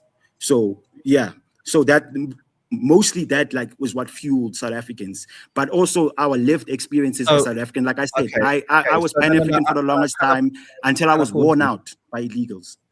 Can I pause you? Because you have this show once again, and this is what I mean. This is actually, you've just supported the premise that I made. Okay. And the premise that I made is that there has been a lot of conditioning that has been front run by your media. Okay. A media, the reason I asked you the name of the show, because I was interested to know who the producers of the show were, where the funding of the show comes from. And maybe this is something that you should look into as well. Find out who the initial people who actually created this show and who actually, front run, piloted it, allowed it to, to progress. Find out, do the groundwork and find out where it comes from. Because I think you'd be very surprised where the show gets its funding from, because shows like that have the ability to influence a population about, and by the way, you're very aware of the fact that the problem with, let's just call it xenophobia, okay, in South Africa is not a new thing. So there might be this kind of new wave or this new attention that it's been getting, but this is something that goes back decades. Okay, I remember when the first wave of South Africa of xenophobic attacks happened in the very early 2000s, even late 90s towards the 2000s. I remember that like it was yesterday, and I was like, what the hell is going on in South Africa? Okay, so I'm old enough to remember that very, very, very clearly. All right, so this is something that goes back and something that is respectfully uniquely South African in the way that you guys drive it forward. So the reason I say that is because there is a very, very clear relationship between the sentiment in the nation and the media that you consume. You just admitted that you think we got all this stuff from the media. You literally just said that. You do realize that you literally just said that. No. You said I was Pan-African. You said wait there. People in the audience, Pan-African. People in the audience remembers me saying lived experience. I said people's lived experience and also reality shows like Sizokuthola. I said that. I said our lived experience. So okay. I said the reason I stopped being Pan-African is because of people that wore me out. Let's share it. Lived experience and what sounds like a very hefty and healthy contribution from the media has affected your outlook. No, and you changed. It had the ability to change you. Let me finish. It had the ability to change you from a Pan-Africanist to someone who despised immigrants. I don't despise immigrants. I told you, I don't despise immigrants. Okay. All right, if you say so. All right. This is another straw man. Let's carry on. Okay. If you think it's a straw man, feel free to ignore it. It's not a big deal. All right. But so you've just given me. Okay. So Nigerians, prostitution. Okay, cool. Nigerians, they're the reason South Africa has prostitutes. And if there were no Nigerians, prostitution would disappear. Why do you guys do that? Every time someone says that, you act like we're saying everyone, and nobody ever says everyone. We said most of the time. You said quite clearly that when prostitution rings are busted, when you said when prostitution rings are busted, there's a Nigerian. That's most of the time. Yes, most of the time. Okay, so then why are you then offended at what I've just said? How is it different to what you make it sound like I said everyone. I didn't say everyone. I didn't say all of them. It's never the case anywhere on the planet. No. I never said that you said all Nigerians. I said that you've making it clear that you think the problem of prostitution is a Nigerian problem. You've made that very clear. Yeah, that's why you obviously okay, cool. So it's largely a Nigerian problem. Fine. Let's move that aside. I want to get to the crux of some of these other migrants you don't like. Okay. So Nigerians, was there any other crimes that you want to give to the Nigerian people in your nation? Drugs, obviously. You mentioned drugs. Let's talk about drugs. There's drugs. There's a whole cartel in South Africa. Help me to understand the drugs.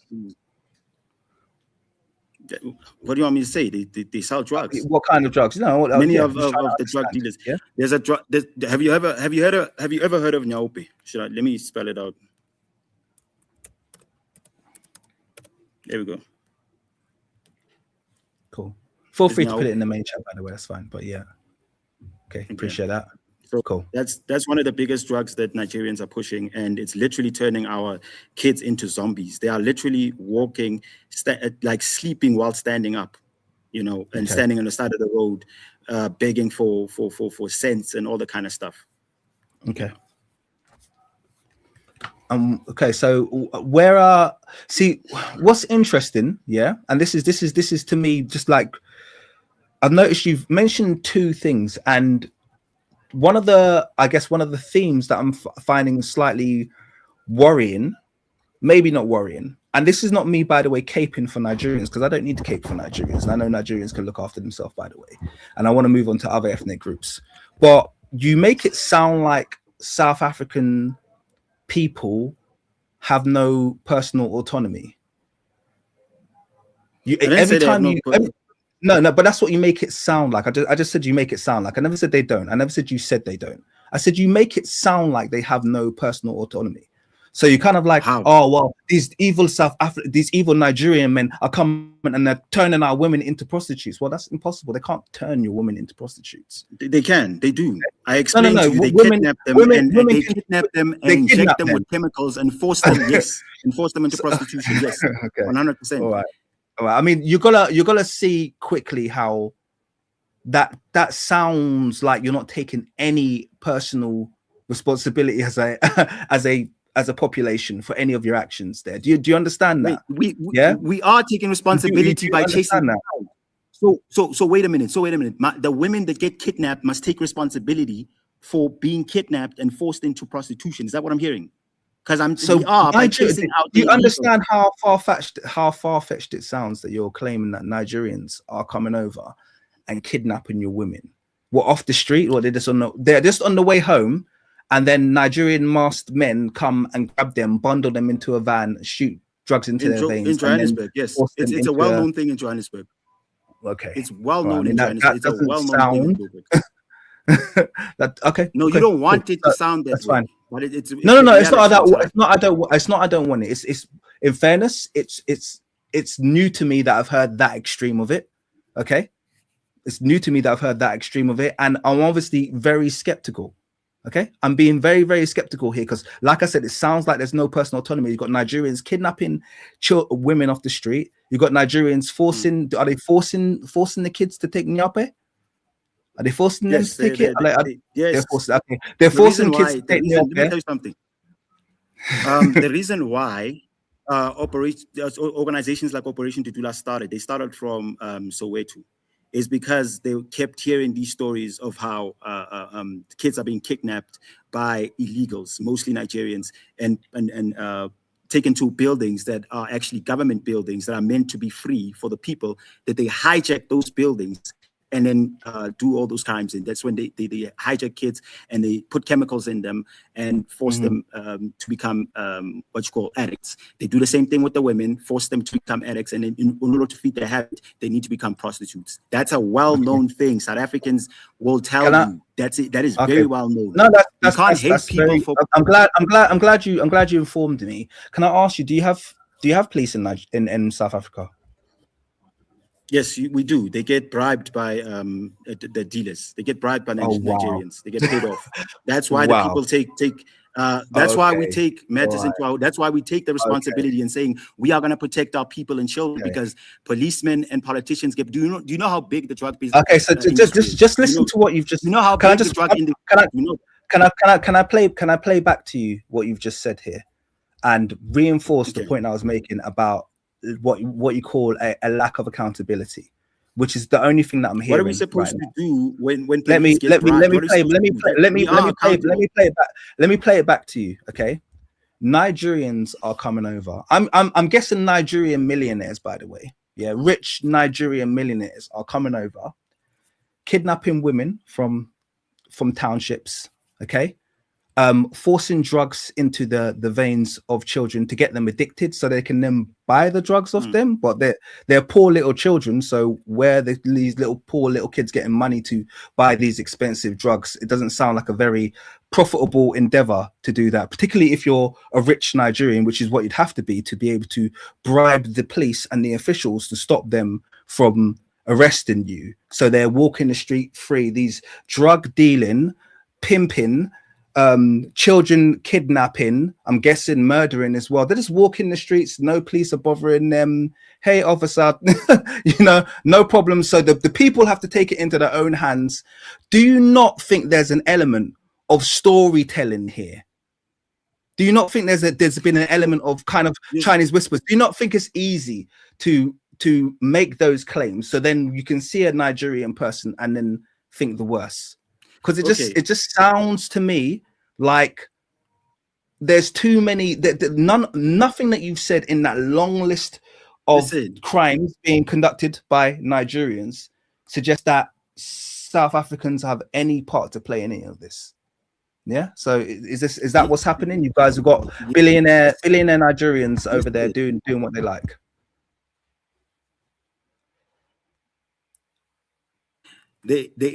Yes, there are a lot of South Africans who do play a part in that. I didn't say that it's all. This is what I'm saying. You're making it sound like I'm saying it's all just unanimous. It's all of them all the time. That's not what I'm saying. In some cases, yes, there is that. There is people who love doing drugs and they love alcohol. They love parties. They love these type of things. Yes, that is the case. But there is also that too. That element as well. People getting kidnapped, being put into drugs, etc. And then now they have to work for the dealers in order for them to feed their habits. There's women getting kidnapped. Do some women go into? Yeah, perhaps some of them go into it or willingly. I didn't say everyone. I never say everyone. When I make an example, I said from the beginning that stop making it sound like I'm saying it's completely all Nigerians and South Africans. I'm giving you examples of what happens in this country.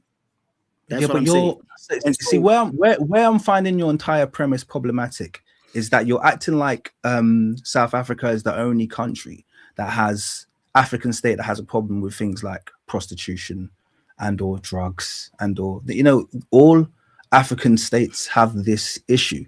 Okay, what I don't see in other African states. One second. What I don't see in other African states is what is clearly the scapegoating of your situations. I said earlier in the stream, and I wasn't joking, that I know of a family that had 2 of their colored children killed just as a result of just growing up in, I think it was Johannesburg. And the murder rates, how astronomically high they are. And this was in the early 2000s. This was before you could try and put this, the only thing you can call it is a pandemic, this pandemic of murder that was taking place in and amongst and around South Africa. You couldn't even put it on the migrants back then because it was before you had any widespread African migration. So I just want to know, are you aware of the massive crime rates in South Africa that have always existed before you guys even begun inviting migrants in? Are you aware of that? I just need to know. We are very well aware. But you're acting like that you're crimeless. No. I'm talking about astronomically high crime rates. Probably the highest in Africa. Very high crime rates. So I need you to acknowledge that crime at very high rates has been not the highest in Africa. It's not the highest in Africa. It is not the highest in Africa. That is a lie. That is a lie. There are war-torn countries in Africa. There are countries right now that are going through war where crime is left, right, and center. The people don't run away from a peaceful country to come here to a country where crime is out of control. The reason why you guys think that our AIDS epidemic is out of control and our crime epidemic, because we keep real stats. Whereas in other African countries, they don't keep real stats. They don't. And also when immigrants do come here, again, I'm not saying that it's all them. No, that's very true. We found that out recently that a lot of African countries, they don't keep real They don't keep real stats. We keep our real stats. That's why our crime and our AIDS, statistics seems like they're the highest, because we keep our stats. You guys don't. Well, not you, but your countries don't. The African countries do not. They don't keep real stats because they are. That's not my friend. That might be a contributing factor, but that's not the reason. I can tell you right now, by the way, I'm not like I said, I'm not gonna be here trying to smear South Africa. So I said that to you from the start. So even when I raised the AIDS stats, I didn't say it to kind of like kick South Africa whilst it's down, because I think there've been a lot of contributing factors to that, and I don't think it's all that's due a lie, to I don't think. Well, it's not. It's at 20%. No, it's a lie. No. Well, the 20%. The 20% is a lie. No. What I'm saying is we're not the highest. We just. So you don't think there's a nation that has a higher rate of HIV than 20%? Their hospitals and clinics are very, very unprofessional. That's not my friend. So they don't keep the stats. There is many answers. That's not the answer. There's many answers, and okay, we're not the highest though. Okay, but we're not the highest. That's just denial. No, I'm saying is that's just denial. No, that's just it's not denial. Okay, denial is just acting like Nigerian, acting like illegal immigrants are not the problem in the country. That's denial. What I'm saying is facts. Okay, but I can obviously say that, the HIV rate is nowhere near that in Nigeria. Like nowhere near that. Nowhere near that. Because you don't keep the proper documents. That's why. It's not to do with proper documents. It's not to do with proper documents. It's not to do. The single parent rate in Nigeria is like. Nigerians tell us these things. Nigerians who are honest, who are married to South African women and are honest, tell us these things. The single parent rate in Nigeria is 3%. Okay, I think it's about 4 or 5 times that in South Africa. What's that got to do with AIDS, though? Okay, if you don't understand what that's got to do with AIDS, then I can't. We can't have this conversation. Figure it out for yourself. Married couple can't get AIDS. They can't give each other AIDS when they're married. Is that what you're saying? Do you understand the concept of marriage? They don't cheat. People don't cheat in Nigeria and bring AIDS to their wives at home. There's a correlation. This is what I'm talking about. Between, let me explain to you. There's a correlation between, in any nation, there'll be a correlation between sexually transmitted diseases and the rate of single motherhood. There's always a correlation. Okay, and it's always a correlation. Do you understand what the correlation is? The frequency is with the frequency of sex with different partners, not necessarily whether they're married or not. Now, obviously, it will show up to do with people who are mostly. If you're having children if you're having children outside of marriage, it means you're having unprotected sex. Look, we don't have to go through this. This is a direct correlation. It's not something that we need to argue about. So I'm not saying this to have a got you moment over it. It's just one of these facts, okay? So there is a difference, I'm saying, between the two nations. You think that the rate is not being reflected because in our nation, or sorry, in Nigeria, it's simply because they don't keep proper stats. I'm telling you that there is a correlation, okay? And I'm telling you that you do have a higher rate. I also would argue that it's not simply linked purely to unprotected sex. I don't think that. I think along the Fabo and Beaky lines. And if you want to know what his are, then you need to go back and do the research, because he completely broke down the whole issue with how AIDS became such a massive problem in South Africa. Okay, it became a massive problem. So check that. That's he's got the answer there. I'm not going to undermine Fabo and Beaky because he's the don when it comes to that stuff. Okay, so I'm not saying that, but I'm saying when you're coming back to that argument and saying we don't have the highest rate because it's only because we're keeping real stats, that's when you're not being realistic about your situation. And this is what I'm trying to say from the start of this conversation. As much as you do have good points, by the way, I respect you. Yeah, I'm not going to sit here dissing you. Yeah, you do have good points. What I do see, and I'm telling you right now, is a lack of accountability. There's a total lack of accountability. You're acting like you're some perpetual victims, and all of these powerful Africans are flooding in there, and you're helpless to do it. Beginning, though, it's not everyone. And I said I don't deny. That's not. But you can say something, and then you can totally contradict it with your further statement. Do you understand what I'm trying to say? So you're acting like you've got all of these powerful African nations coming in, victimizing your women, victimizing your men, victimizing your. Well, they are powerful because they've bribed the police. That's power. Yeah, that is absolutely power. If they're walking around the street having kidnapped children and kidnapped women, yeah, and dealing drugs in the open air during the daytime, and the police don't arrest them because they're all friends with them, that's power, my friend. So yes, they are powerful. Yeah, criminal power. Yeah? Okay. So you have these Criminal powerful Africans coming from different parts of the world, okay, and forcing, you know, and this whole mindset that if you get rid of all of these dangerous, troublesome migrants, my friend, let me tell you something right now, yeah. Migrants from different parts of the world always bring their baggage with them, and this happens in every single part of the world. And Nigerians are being chased out in most of the world. In a lot of countries in the world, they're being chased out. Okay, cool. If you believe so, that's fine. Okay. Yes. Let me Africa as well. Kenya was recently complaining about Nigerians. So was Ghana. Okay, you said cool. Everywhere you go, you sound like you're on forums. You sound like you're on Nigeria. It sounds like you're on Nigeria hating forums, and it's absolutely fine with me. But the point I was making, let me finish making my point. The point I'm making is that wherever you go in the world,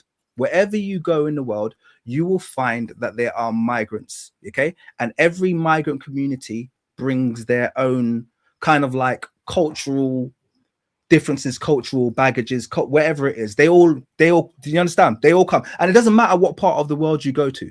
Okay, every nation has their own migrants and has their own migrant groups and has the kind of habits that come, or the stereotypes that come with that migrant group. It's not unique.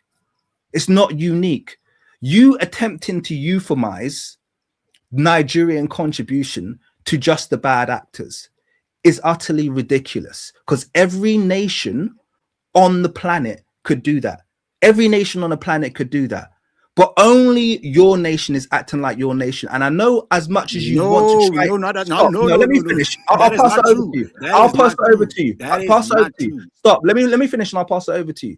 Only your nation is acting like your nation. And you have this thing where you feel the need to normalize the behavior that's going on in South Africa and act like it's happening everywhere. That's your number one play. Your number one play is, hey, it's not just us. Everybody is driving out the Nigerians. Everyone is driving out this. Everyone's driving out that. It's like, okay, cool. That's what you say. Show me. Show me. Yeah, because the only in place America they are. The FBAs also agree with us. You're talking about ICE. You're talking about ICE now. You're talking about ICE not now. ICE. Foundational Black Americans. Foundational Black Americans. Come on, you sound funny now.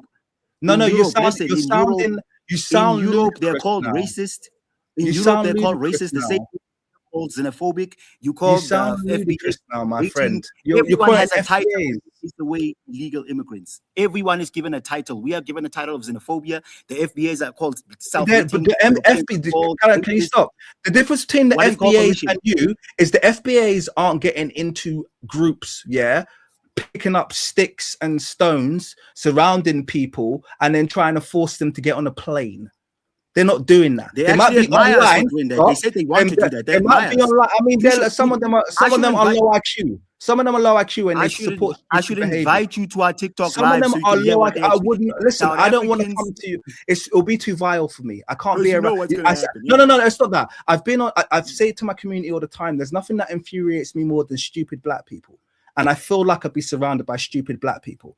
I'm not interested in being surrounded. I'm not interested in being surrounded by stupid black people. You must understand that. I've said it before.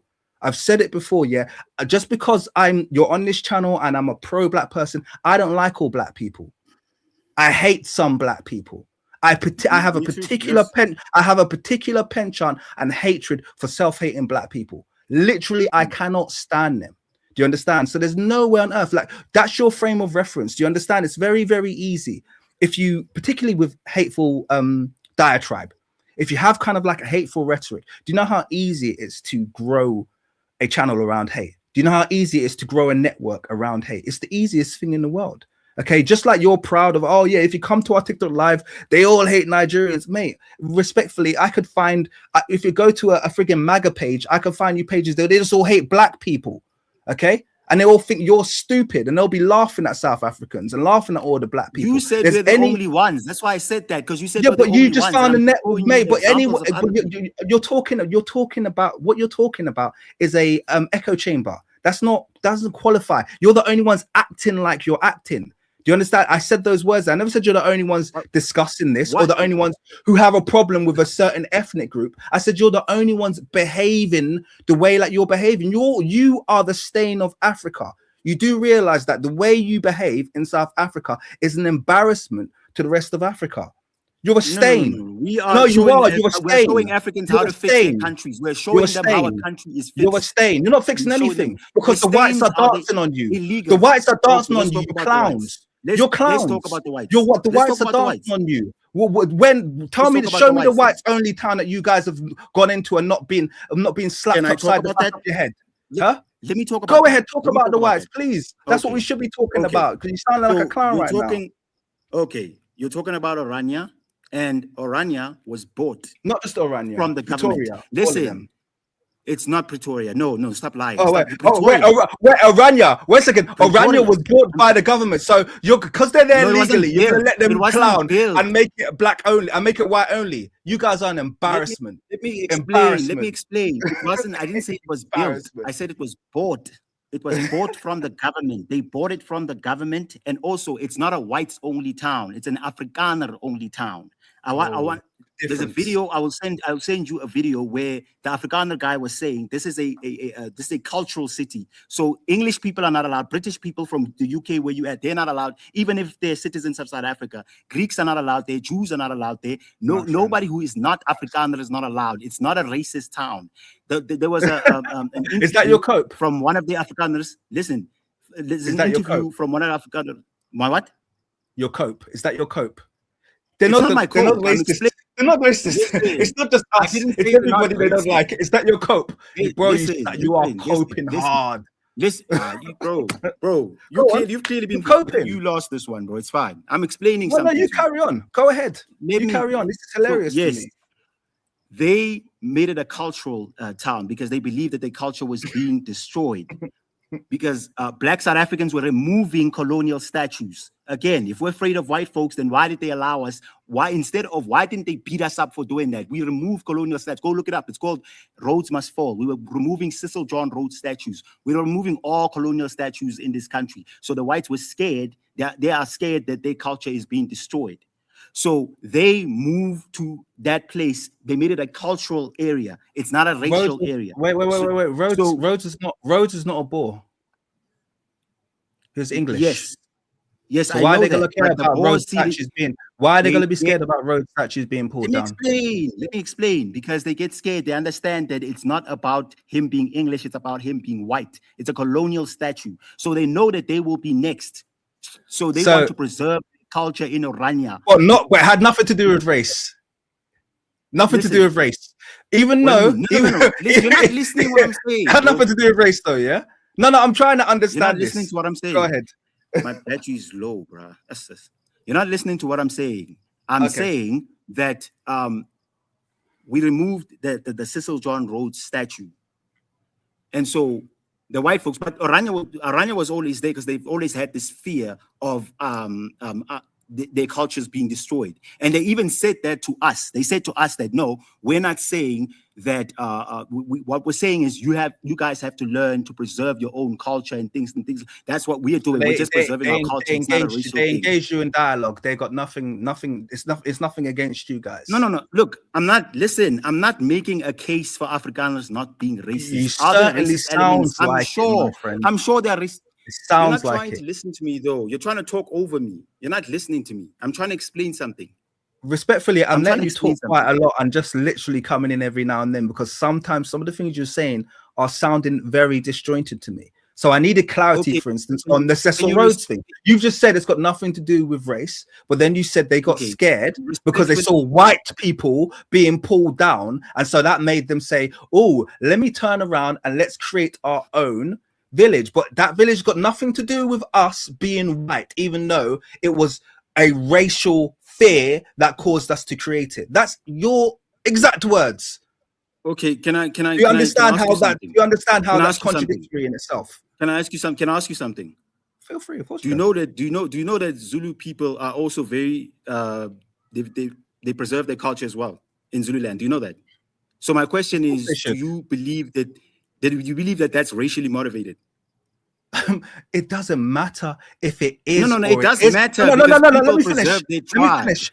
Let me I'm trying to finish. make a point. Let me finish. No, let me finish. It doesn't matter if it is or it isn't, because they are Africans in Africa. Okay, we have lands like that everywhere. We have lands like that everywhere. Yeah, we have. My dad's from Ondo State. Okay, that's a very preservationist land. Okay, of course, that's their land of their ancestors. You've let foreigners come in and set up lands and cities in the lands of your ancestors. Of course, I'm not going to begrudge the Zulu. What are you talking about? They bought the land. They bought that land from the with what money? government. With what money? I said with they what bought money? They bought the with land. What money? No, not with all what the money? land. No, I'm not talking. With what Bro, money? You're misunderstanding me. With I'm what talking about money? Orania. I'm not talking. With what Orania. money? Are you gonna ask me? Answer me. With what money? With what money? The money that they had. I'm From talking about where? Orania. I'm not talking about the From whole. where? I'm not talking about the whole From state. Come on. Where? Man. From where? The money they had from where?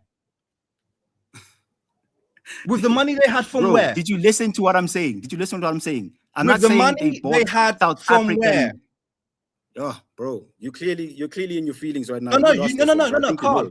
You know you lost this one, right? You know, Carl, right? Carl, you listen, know that you lost this one, right? Carl, listen. Okay, if you say so, I don't think. But anyway, Carl, listen. You did. With the money, the Boers bought the land with the money they had from where? I'm waiting for the answer to that question, because you don't have the guts to answer that question. From where? Companies doing what? What do you mean? I didn't say they bought the South we can Africa. do I'm this talking all about there. that piece of land. We can do, you know how small? We're gonna get to the answer in a minute. We're gonna get to the money in a minute. We're gonna get to the answer in a minute. No, Carl, you know you can't answer that question. Carl, you know you can't answer that question because you're embarrassing I just told yourself. you. I'm embarrassing the myself. companies. Which companies? Which companies? What did they trade? They put money together and bought Orania. He's not gonna answer the question. I don't know, guys. Chat. Can we answer the question? Because he doesn't want to answer the question. You lost this one. He doesn't want to answer the question. He doesn't want to answer the question because he knows how embarrassing this is. You lost this one. This is embarrassing. Okay. You can keep saying that. I don't. What money? Listen, what you need to understand. You need to understand something. Yeah. So you're against. You'd be against. Stop. You'd be against Black Wall Street. So I'm guessing you'd be against Black Wall Street. I'm gonna speak now. Carl, I'm gonna speak now. Carl, that's what I'm saying. I'm gonna speak now. Carl, I'm gonna speak now. I'm gonna speak now because I've let you embarrass yourself for long enough. So I'm gonna speak now. No, you embarrass yourself. I'm gonna ask. Okay, cool. You embarrass yourself. That's fine. Okay, are you gonna answer the question? Are you gonna answer the question? If you don't answer the question. So mining. So companies doing what? That's why I asked you. Companies doing what? I don't know the details. I know they bought it from the government. That is known. That is documented. Okay, can I ask? I don't know which company. Carl, may I answer your question for you? May I answer your question that you're scared to answer? Okay, I'm not scared to answer. You lost this debate. Why are you going on like this? Okay, Carl, I'll answer your question because you're scared to answer it. The Afrikaners. I'm not scared. I answered all your questions. The Afrikaners were able to buy a large swath of land in South Africa from the money that they have from owning all of the farms in South Africa, the farming and the arable land that they never paid for. Am I correct there or am I incorrect? Did they pay for the farming land that they currently reside on?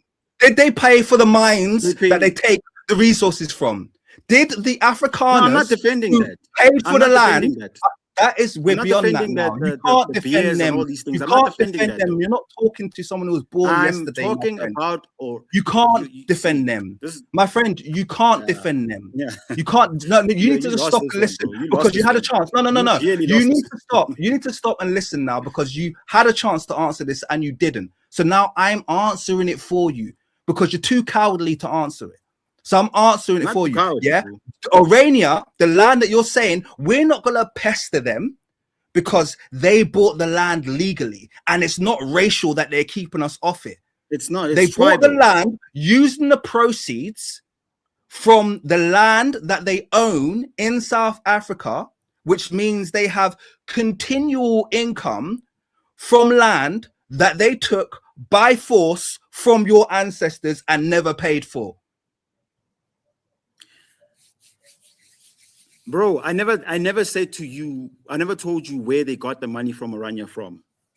You'd have to ask them that. You refuse to answer. You refuse to answer. We know where they got the money from. Everybody knows where Afrikaners get their money from, unless you're born yesterday. They get their money from South Africa. They get their money from the soil. They get their money from the mines. And you guys will sit there and go, oh, they paid for it legally. Oh, don't bother them. Oh, they're not bothering anyone. And you're gonna bother the immigrants. And yeah, the immigrants. Wait. Okay, the immigrants that came. Okay. Wait. The immigrants that came with violence and guns and killed your ancestors and kicked them off their land and took everything that was good and kept it to themselves and made you live on the poorest lands, who shoved you into townships. The people who did that, oh no, they get a pass because they bought their land legally, and we don't mind their cities because they paid for them. You couldn't buy Orania. You couldn't get the entire South African population, the black South African population. You could gather them all together, and they wouldn't probably be able to buy the land in Orania. They would. Do you know how much it was? Done it then? Do you know how much it was? Do you know how much it was? Absolutely ridiculous. Yeah. See, exactly. They would. They can. That's okay, one of my maybe biggest, they can. All right, look. Maybe I was no. I was being hyperbolic there. I'm happy to take that back. The point I'm making is that you're sitting there and you're given a pass. No one is. Well, you are. You literally just. Mouth. Oh, so you're not giving them a pass. So you're gonna march. You're gonna march on Orania. You're gonna march on Orania. You're gonna march on Orania. Are you gonna march into the mines? Are you gonna march into the mines? This is why there needs to be. Are you gonna march into the farms? I'm no longer going to people's shows. This is the second time I get disrespected by someone taking advantage of the fact that I'm a guest on their show. Next time, if you will, we should have a moderator who will give us time to talk. 30 opportunities to answer a simple question, and you refuse to answer. But you're talking and interrupting me while I'm talking. That's the problem. I had to. And you're putting words and you're throwing strawmans and all this kind of stuff. What straw man did I throw out? Tell me the straw man. Should I give you examples? Should I give you examples of South Africans when they fought the white monopoly capital? Should I give you those examples? And show you that we've never been afraid of white folks. All of Africa has done it beside you. And explain to you why. No, I'm not talking about apartheid. I'm not talking about apartheid. I'm talking about after that. Okay.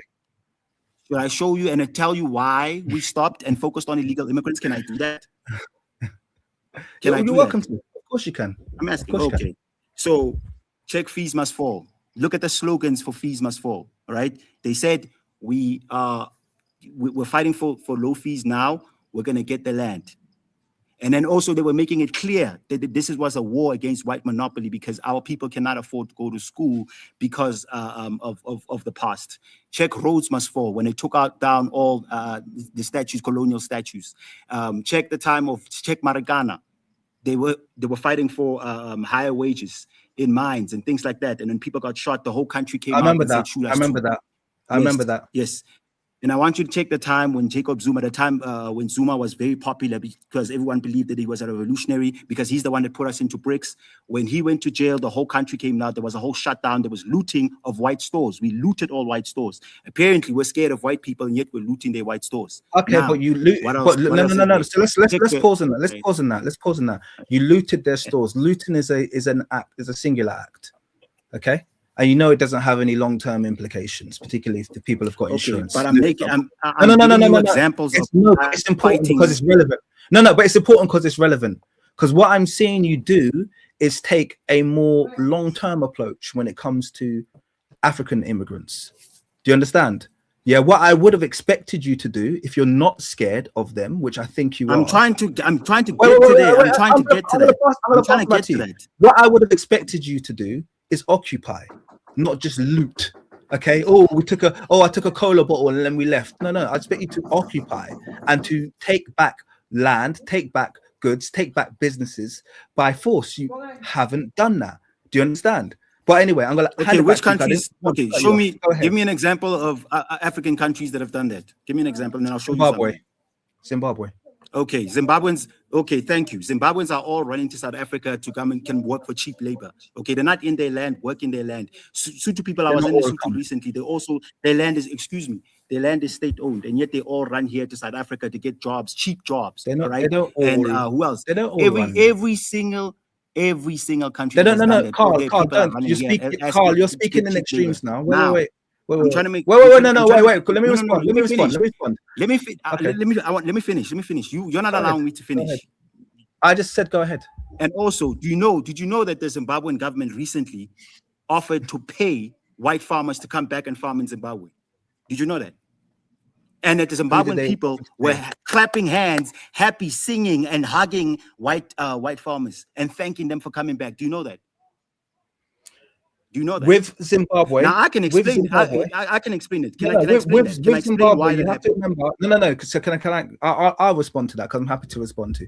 Remember, in Zimbabwe, it's never been a straight kind of like what's the word? I'm going to say unrestricted, although it's not the best word. So please forgive me. It's not the best word, but it's never been an unrestricted kind of like unanimous. We're going to do this. It's a democracy, and so they've always had a multi-party system. And I will remember when Mugabe was in power, they were trying to get him out, and they were trying to replace him with I don't know if you remember Morgan Tsvangirai, yeah.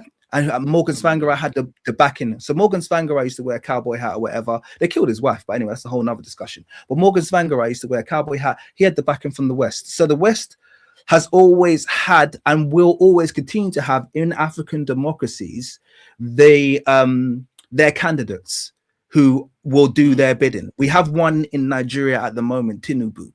Okay, he's there for the West 100%. He's doing the bidding of literally everything that the EU tell him to do.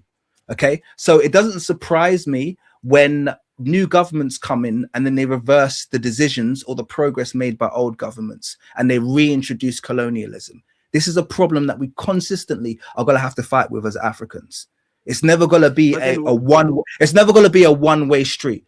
Okay, it's going to be hard to maintain those, and especially when you're having to fight the IMF, when you're having to fight the entire world, which is what Zimbabwe essentially has been doing. The entire Western world, the entire Western hegemony, everything. They've been fighting everything. It's very, very difficult to do. So I'm not sitting here claiming that it's easy. And by the way, I'm not claiming it's easy for South Africa. I'm not acting like getting rid of the whites is going to be the easiest thing in the world to do.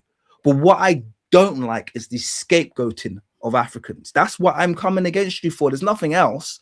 There's nothing else. It's the scapegoating of Africans. It's like you're taking complete blinkers and complete blinder to your entire history, to the entire economic reality of your nation. There's complete and utter historical and economic illiteracy taking place in order for you guys to scapegoat all of your problems on the Black African community.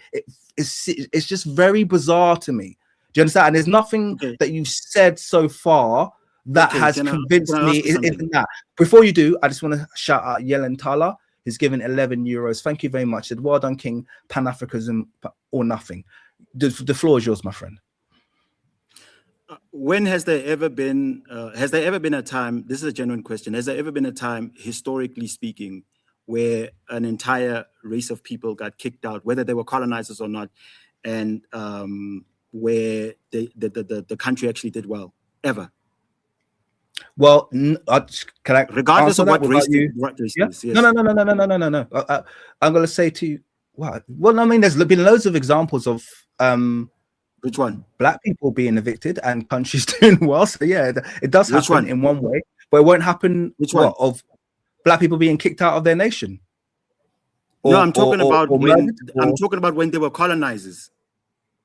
And then they got the entire race of people, the entire people who are descendants of colonizers kicked out. Doesn't matter which race. Oh, okay. So when colonizers were there and then colonizers were kicked out and then the nation's done okay. That's happened quite a lot. Let me explain. Not just the leaders, even the descendants. Everyone. Yeah. That's happened quite a lot in the Far East. Okay, you've had it in China, you've had it in Korea. Okay, but I will say China didn't do well after kicking everyone out. They're doing very well. They're doing extremely well. After inviting foreign direct investment. Listen. To be clear. I want us to look at Spain. No. Stop. Don't cut me off, please. I want to finish my point. Okay, sorry. Yeah, my apologies. It's okay. Far Eastern colonialism is entirely different to what happened in Africa. It's an entirely different beast. So I don't even like making the comparison. So it's too simplistic to make. Do you understand what I'm trying to say? It's too simplistic a comparison to make. So yes, I could give you examples, but I'm not just trying to give you a gotcha and then go, oh yeah, you see, that's no, because I said anyway. You could have shown me Africa too. Do you understand? I said anyway. Okay, but no, but you just I asked for one and I gave you some. I could give you more if you want. Okay. But now in terms of nations doing well. Can I give an example? Okay, so do you want to answer? You go ahead then, because I could have carried on, but you go ahead. I thought you were going to mention Spain when they kicked out the Moors. Remember, the Moors were more advanced than the native Spanish people, right? You can correct me. Yeah, I will correct you there. That's not how that history goes. But yeah, go ahead. No. I want to. You can correct me if I'm wrong. I heard when they kicked out the Moors, right? When they kicked out the Moors, they suffered for something like 80 to 200 years or something like that, economically speaking. And then even they had to also bring in what you call investment companies and things like that from more advanced nations in order for their economy to improve, right? Yeah, it's a process. It's whatever happens when there's a change but of 80 years is a long time, bro. Our people are not willing to suffer for 80 years. Okay, sorry. My apologies. Continue. Sorry. Okay. Sorry. I apologize. I'm sorry. It's fine. When you have to understand that there's always a process. It depends how integrated the class that's being evicted is to the infrastructure of the nation. Yeah. I mean, the best example is to look at the end of colonialism and the independence of African nations. Okay, that's the best example, because then you're looking right across the entire continent at the wholesale eviction of Europeans across the continent. That's probably your best example. Okay, so it happened right across Africa. All right, now the issue that we had in Africa, as you will know, and I'm sure you won't have a problem with, is that all of our progressive leaders were then executed. Okay, they were all assassinated. All right, and the West made sure they used their capital to remain in control of several African nations, South Africa obviously being one of them, and one of the tactics they've used in South Africa, so that even post apartheid you guys have remained under a lot of basically economic control, because essentially you're not in control of your economy, or even though you're in control of the nation, so to speak, you're not in control of the economy. The funds and the wealth are owned by people who are not native South Africans. So it's not like I'm sitting here criticizing your inability to progress as fast as you should have. Okay. And it's not even like I'm sitting here criticizing the fact you haven't kicked out the white shit, because I know how flipping complicated that entire situation is. Yeah, it's not going to be easy when it does happen. I just cross my fingers and hope wish Malema the best in being able to evict and to actually start reappropriating land into the hands of South Africans. However, that being said, the one thing that I am sitting here condemning you for is your scapegoating Africans. I'm not changing my mind on that. You're not convincing me otherwise. And I'm not saying that African groups come over there and they're all a picture of good behavior. Okay, but I'm saying that your energy, all of this energy that you're putting towards immigration, even Western nations, who have a far more valid complaint about immigration, 10 times more valid than you have in South Africa, even they are not putting the kind of energy towards migrants as you guys are, because even they understand, look, as much as these migrants are a problem, until we see some reform in terms of policies, our taxes are going to continue being spent on the wrong things, and we're going to continue to suffer as a population. That's not what you guys are doing. You guys are not looking at the real reason you're suffering. You're looking at, we kick out all of these Africans, suddenly all of these townships are going to turn into havens, and they're not. Nothing's going to change. So it's the wrong energy. Even if these people are coming there and doing wrong, it's the wrong concentration of your energy. You've got far more important things to deal with in your nation. Far more important things to deal with in your nation. So do they. There are far more important things to deal with, the illegal immigrants. Instead of running away from home and leaving those governments to loot their countries and destroy their countries, because the less they are, the easier the country the government officials can do whatever they want in that country. But the more people there are in the country, the more they can start revolution. So if they all run here, then what's going to happen to them? So can I ask you? Let me ask you a question really quickly. We've been fighting the authority. Let me ask you a question. Let me ask you a question just related to what you just said there. Let me just ask you a question related to what you literally just said there. So, are you against immigration full stop? Do you believe that people should never leave the nation they're from? Of course not. I'm not against immigration full stop, but I do believe when you go to a country, you got to abide by the rules. But you're against immigration to your nation. No. I'm not against immigration to my nation. No. I'm not against illegal. Illegal immigration. No, you're not. So you made it. No. It sounds to me like, because you made it clear there are certain nations that you're fine with the immigrants who come from there, and there's certain nations that you just don't want immigrants coming from those nations. Okay, and it wasn't to do with the status of legal or illegality. It was to do with the fact that certain nations are going to bring problems for you, and certain nations aren't going to bring problems for you. In your perceived view, I think you misunderstood my point. I made it clear in the beginning that as long as you abide by the rules, which is that you're supposed to have 5 million startup and you're supposed to have a rare skill. It doesn't matter if you're Nigerian, it doesn't matter if you're Ghanaian, it doesn't matter where you come from. As long as you abide by the rules, you are welcome here. When I said all those things about we prefer Namibians, whatever, I'm telling you about how we feel as South Africans, just normal South Africans, how they feel about certain people. They're distrustful of Nigerians, no matter how legal they are. That doesn't mean that Dudula now can chase out Nigerians, even if they're qualified, even if they have the 5 million startup. That's not what the law does not abide by that. But if you follow the law, it doesn't matter how we feel. If you follow the law, then yes, you're allowed here. And I'm not against illegal immigration. I believe in FDI. I believe in foreign direct investment as much as I believe in using the nation's resources, etc. Because people always say, we don't need foreign direct investments, we got resources. Well, why can't we do both? I believe that both can help us. And also, with regards to that, Elon Musk would not hate this country if we were so loving of white people and all kind of stuff. Elon Musk also, just like the illegal immigrants, did not want to follow the rules. He wanted to bring Starlink in South Africa without following the rules that are required if you want to start a company, which is that a black person must have a certain portion of the company. And there's not a single black South African that said, please, no, Elon, come here. President, stop fighting him. We said, good riddance. Look at the comment section. South Africans are not begging Elon to bring Starlink here. We're saying, good riddance. We'll go work with China or somebody else. They can bring their form of Starlink here, whatever they call it over there. So South Africans don't actually kiss ass like that. And when Rupert came up and he started criticizing the South African people for being more left-leaning with regards to how they view the economy and who the South African government for who they actually are friendly with the countries like China and all the South Africans attacked him to a point where he stopped saying things like that, where he started saying things that he knows South Africans will like.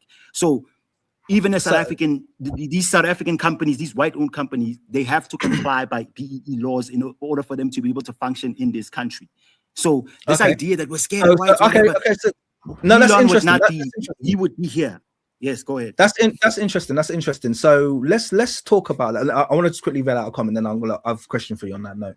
But shout out to Microwave, who's given $10 Canadian. He said, "Why the vigilantism against those immigrants? Isn't that the job of the appropriate authorities? It's so primitive an act, like a witch hunt." Well, apparently all the immigrants are super powerful drug mafia, so they have the police paid off, which is why the vigilantes have to do it. It's not just the Nigerians, is it? It's all the illegals have the police paid off, correct? There are a lot of factors. It's not just that. That's one of many reasons why. It's a simple question. Why don't you leave the police to do the job? Yeah. Well, because do you want to answer it? Police, like I said, yes, they're paid off. But when it comes to the politicians also allow illegal immigrants in because a lot of them have businesses in those countries. And a lot of them have sort of deals or whatever with those countries. And those countries, they have some kind of, I don't know what kind of deal they have so that the South African government should open their borders for them and things like that. But yeah. None of that stuff is actually legal. There was a point where you could literally get arrested for doing what the Dudula guys and these guys are doing. At a time when this thing started, most South Africans were actually against it. But it came to a point where the illegal immigrants actually wore us out. Like just like me, they wore me out. So I wasn't glazing you when I was saying that I support you and whatever. I wasn't trying to make you feel good. I was just telling you my history, telling you that I used to support Pan. I was all for that, but they wore me out because of their lack of respect and their way they yes. But Carl, listen, I think it's a very good point raised in regards to the vigilantism, and I do want to stay on that for a minute, although I do want to revisit the topic of Black economic empowerment because that's very interesting to me. But the vigilantism, yeah, if your excuse for why they couldn't get the Nigerians out, because apparently the Nigerians are a mafia and they have the police in their pocket, but that's not the case for, so for instance, that Ghanaian guy, yeah, he didn't need a vigilante mob to surround him. Okay, you could have, if he is there illegally, like you lot claim, why is there this resistance to allow the authorities to do their job? Sorry, I just want to remind you of something before. Okay, you said why is there okay, no, the police to allow the authorities to do their job. We have waited for a long time for the authorities to do their job. They don't want to do their job. We don't know why. We don't know what kind of deal they have with illegal immigrants. We don't know. This is why like we don't know what it is. We hear stories, okay, they're being paid off. We hear stories, okay, they have deals with other countries. We hear stories, but we don't ultimately know the full story. You know, so we have to now take matters into our own hands and says, okay, we're going to deal with all illegal immigrants, regardless of their race, regardless of where the nation that they come from. So we're going to deal with all of them. Why? Yeah, because if we don't do it, then the police will. And what I'm trying to understand is, what benefit does that serve you as a population? Is it your most pressing issue to deal with a Ghanaian man who owns a hair salon? Is that your most pressing? Sorry, a nail salon. Is that your most? Is that for 20 people to surround him? I'm trying to make sense of it. What exactly is the payback? What's the payoff from accosting a man who has a nail salon business? Probably employs a few people. What exactly is the payoff there? Why do you need to do it? Because that's the part that I'm trying to figure out. What do you get from it? Okay, so the small businesses like tuck shops and salons are meant for the locals. They're meant for South Africans, right? And so what these people do is that when they were allowed to come into our communities and start businesses by us, because they didn't actually have a problem with it originally, they started having their own little cartels and tuck shop cartels and salon things where they decide who gets to own what. And I can show you a video in case you think I just thought this up off the top of my head. There is a video of those very people the guy with the belly and the chick Victoria, where they were talking to a South African man who was explaining, an older guy who has kids to feed. He was explaining to them that he tried to start a tuck shop in the township, and he was told by Ethiopians what he can and cannot sell. He was told that if he doesn't abide by the rules, then they're going to chase him out. This is an Ethiopian now. He told the guy that he's going to tell his boss if he decides to sell acha, if he decides to sell coke, if he decides to sell this, he can only sell maybe bread or this and that. Now, who does that? And they've driven our people out of business, firstly with their cheap products, and then secondly by taking over the whole industry. So they do things like that. There are numerous stories. There are many examples I could give you. If you had actually followed up with South Africans and listened to South Africans, you would see that every time we try to fight, I wanted to get to the point of white monopoly. Before you do, let me respond to that statement there, because it comes back once again these issues like why. And I don't mean to sound rude about this, but what's your population in South Africa? What's the black population number? Last time I checked, it was 60. Is it 80 now? It's okay. So it's a very large population. Yeah, a very large population. You're not a small African nation. Yeah, you're very sizable. All right. So you've got a sizable population. Why do you feel that immigrants are able to come over and be so bold? Because it's a problem that I don't see. Because we were nice to them. Because we were nice. No. But you can't say that because everyone's nice to migrants. This is my point. Like I can't think of another country, where migrants come over and then they start bullying the locals. You know what I mean? People coming over to Nigeria and then being like, I gave you examples. You guys, I gave you examples. No, Who? I gave you So examples tell and me then you nations label where them and act like migrants they're come over. irrelevant. No, what examples do you give me? Give me examples where migrants go to different African nations and bully the locals and take over. Where other African Ghanaians migrants go complain there about and that. Kenyans complain about that. in your Mauritian, group, even though Mauritian is half Indian, but in your group, these. What do you mean in do my you have group? citable examples? I mean, No, not citable just. examples. Must I Citable, show you? examples. Okay, let me look for them. Referenceable examples I of gave you. groups of Africans going over to other nations and bullying the locals and making sure the locals don't start their own small businesses. I'll be interested to see if you can provide evidence of that, because it just sounds like it's perpetual victim mentality. That's all I can hear from you. It's not. No, it's not victim. That's what it sounds like. It, Microwave it says get happens. rid of the corruption. Then I agree. He says get rid of the corruption in your police. It's like over here as a Nigerian, you don't see me making it. One way. I would never come on this stream and be making excuses for why the police are corrupt in Nigeria. Yeah, it's one of the things that pisses me right off. Yeah, the moment you get off the plane, yeah, and you're going through friggin' Lagos airport, yeah, and all of the staff are trying to get money out of you. You're paying friggin' like I always go there with just a bunch of $1 so I can just keep moving. You know, I have to do that just to keep moving because there's so many people, and then the police will stop you, and the police will waste your time for half an hour unless you pay them something. I understand that these things work and how these things work. The one thing that you will never hear a Nigerian doing is blaming another ethnic group for their issue. And they could blame Lebanese. I guarantee you, Lebanese make good money over here.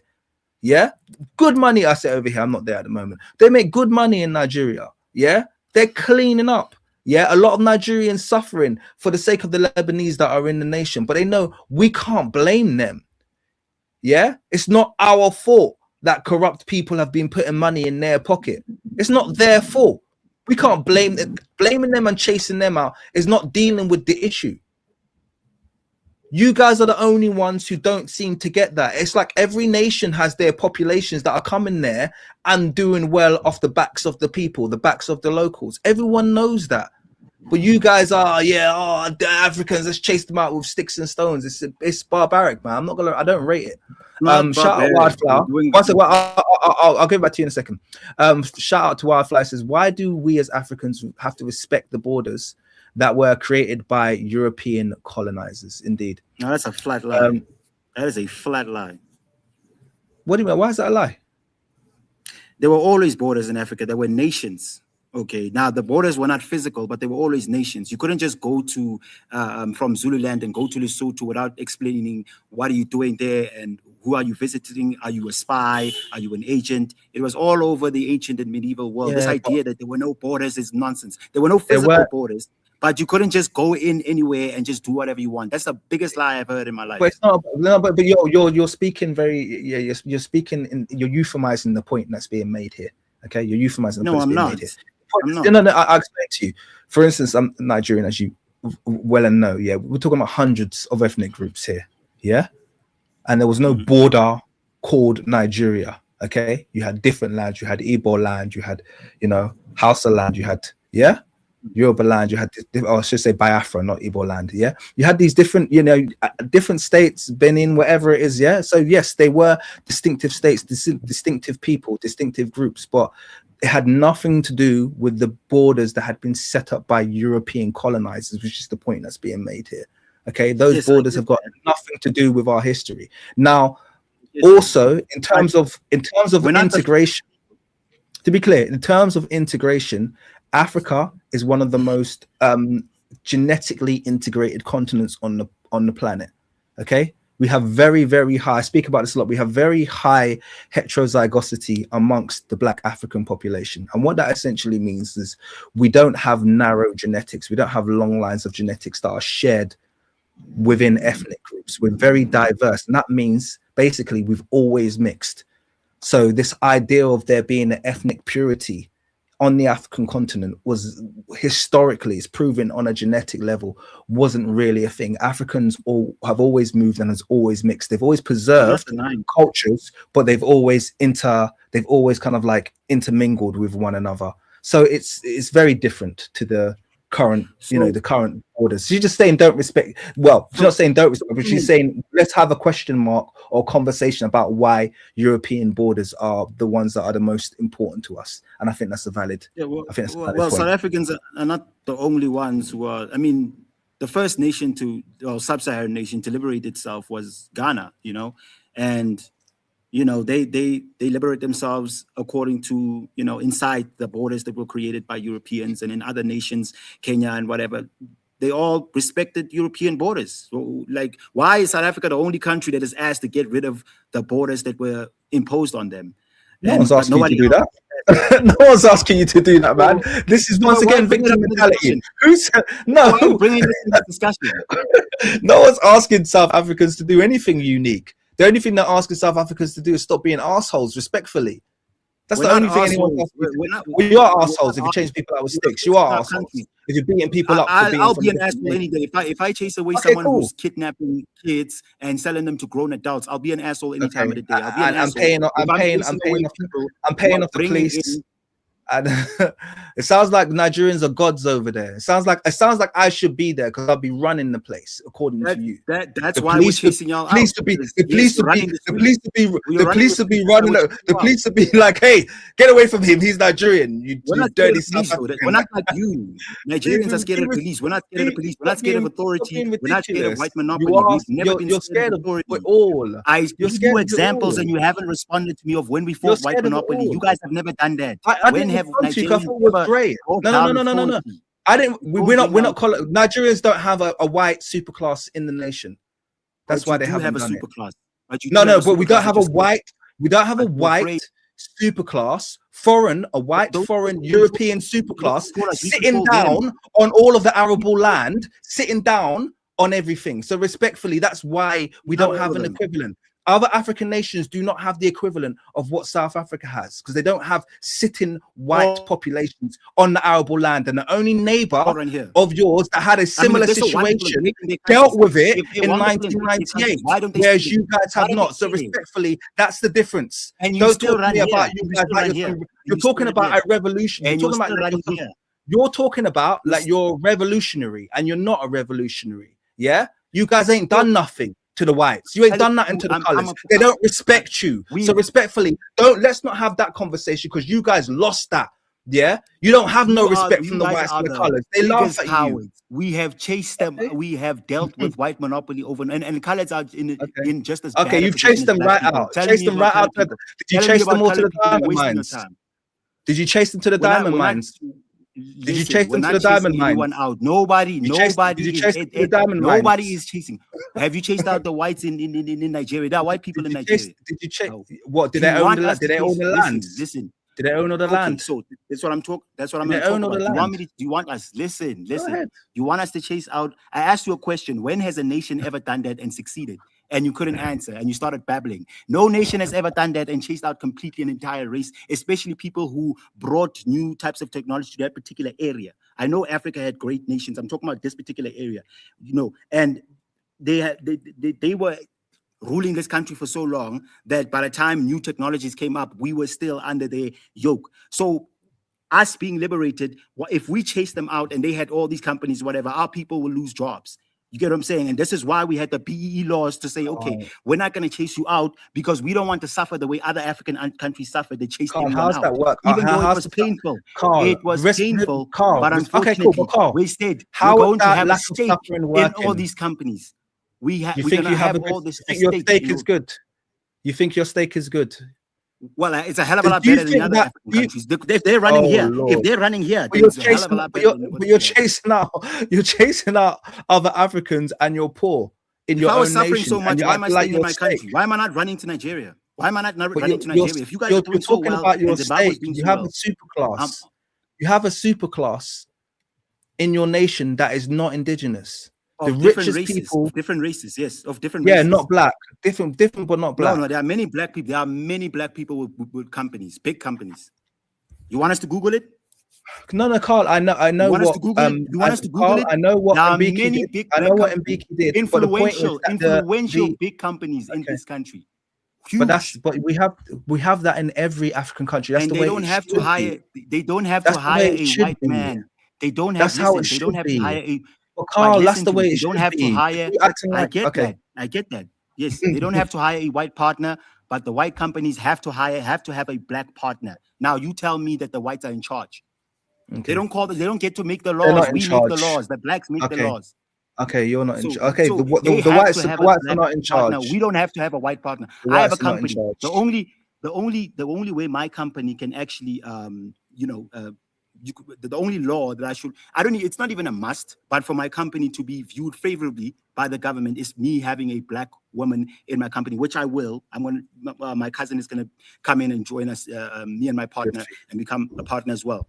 So that's the only condition. In terms of black people, like, we don't have to hire white folks, and they know that. And this is why they went to Donald Trump crying and saying that they want their own land and all that kind of stuff. And that shows you how little influence, how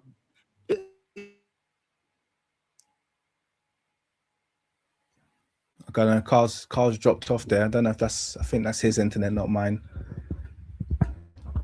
The Afrikaners got to his internet connection. Let's see if he comes back. I don't know, man. I don't know. Look, at the end of the day, guys, I hope he'll come back. I'm not going to I'm not gonna clown him for having a difference of opinion, and I actually do respect people who come up and defend their point of view, because it's a brave thing to do. I obviously disagree with a lot of what he's saying, and I see a lot of weakness in his perspectives, which I've said. But it is what it is. He said some interesting things. What can we say? If he doesn't come back in the next 5 minutes, next 3 minutes, I'll probably gonna close the stream. I'll probably close the stream because it's been going on for long enough. It's 2.5 hours and it's getting late. Yeah, let's see if he comes back.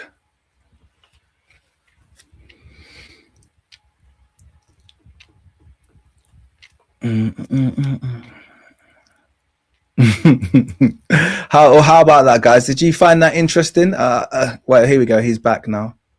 He's back. Let's see if he's got internet. Yo. Hello, Carl. How you doing? I waited for you. We're gonna close the stream. I waited for you. It's okay. Yeah. It's okay. We're gonna wrap this up in probably in the next 5 minutes or so. But what is the point that you were just making there?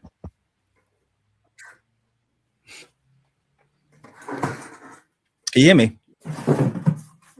Bro, I'm trying to. Yeah. Can you hear me? I can hear you fine. Okay, let me try something. You can just turn your camera off if you want. We can just finish the conversation. It's okay. Don't want you to do anything that's too long.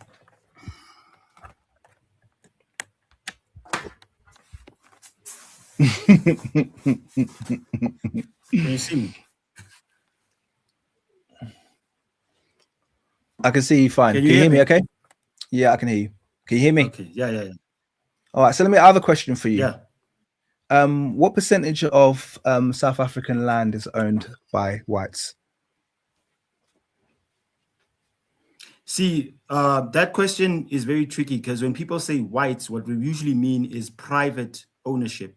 The land that's privately owned is there's a lot of land that's privately owned, but it's not necessarily to say that it's all white people. No. I agree with you. I'll clarify what I mean when I say whites. Yes. I'll say Afrikaners and obviously the British immigrants. What percentage is owned by whites? Yeah, no, there's a large portion of it. I'm not going to debate that one. That we all know that. There's a large. It's in the 70s, right? Whites. It's in the 70s but now. Something interesting. Can I tell you something? Wait. I still want to ask some more questions. What percentage of your mines are owned by whites? No, I don't deny any of that stuff. I just want to see if you know what the numbers are. Yeah. Okay. What percentage of your? I'm not sure the numbers, but I know they're big. I believe. What percentage of your economy is owned by whites? Yeah, a large portion. Okay, I think that's what I'm telling you. Let me just give you a point, and then I'll hand it over to you. Yeah. Can you see me? I think this. Yeah, I can see you fine. I think that would be a very important line of inquiry for you to start because the end of our last discussion was based around the fact that you felt like you guys have done it right. And by the way, I back the BEE scheme, the Black Economic Empowerment Scheme that was put in place by the great Thabo Mbeki. Once again, I back that 100%. I love the 50% ownership of businesses. I love the eventual reattribution of businesses into Black hands. But I think everyone, maybe apart from you and a few others, would agree that that's happening far too slowly. And the reality of the situation is that if you go to South Africa, it's particularly when it comes to land appropriation, that process has almost been a non-starter. Okay, when it comes to the appropriation of kind of like mining wealth, that also has been almost a non-starter. Yes, there has been movements of governmental infrastructure into the ownership of Black hands, which has been good. Okay, it's been transferring, but it's been taking too long because the problem is with the economic advantage that the white populations have, they have only been using that to improve their economic advantage.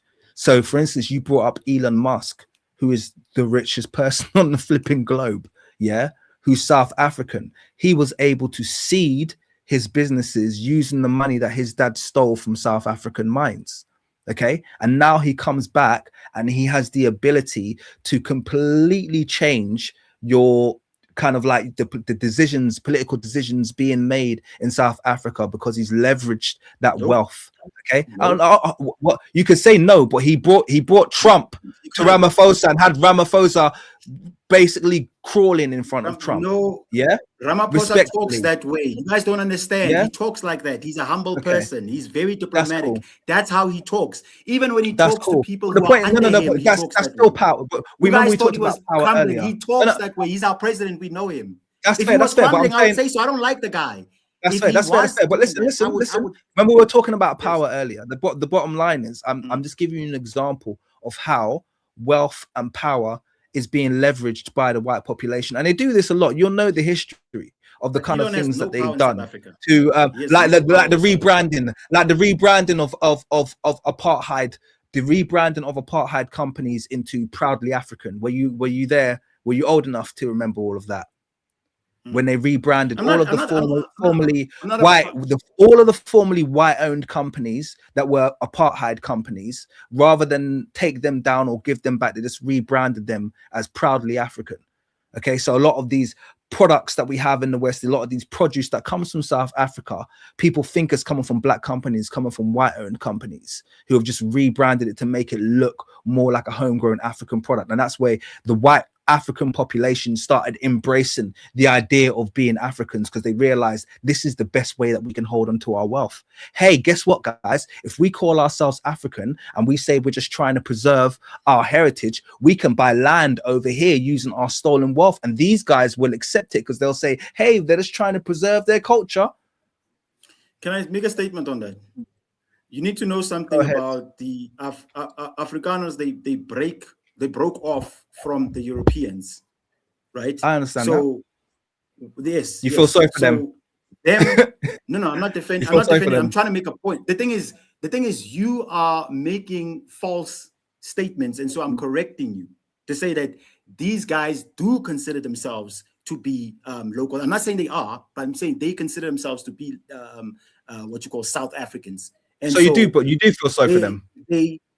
I don't feel sorry for them at all. I'm just trying to explain. See, the thing with you is, if I don't like someone, I'm supposed to lie about them. I'm not gonna lie about someone just because I don't like them. No, but I'm saying it sounds like you feel sorry for them. False statement. It's not. It sounds like you feel sorry for them. It does. It sounds like you empathize with their position.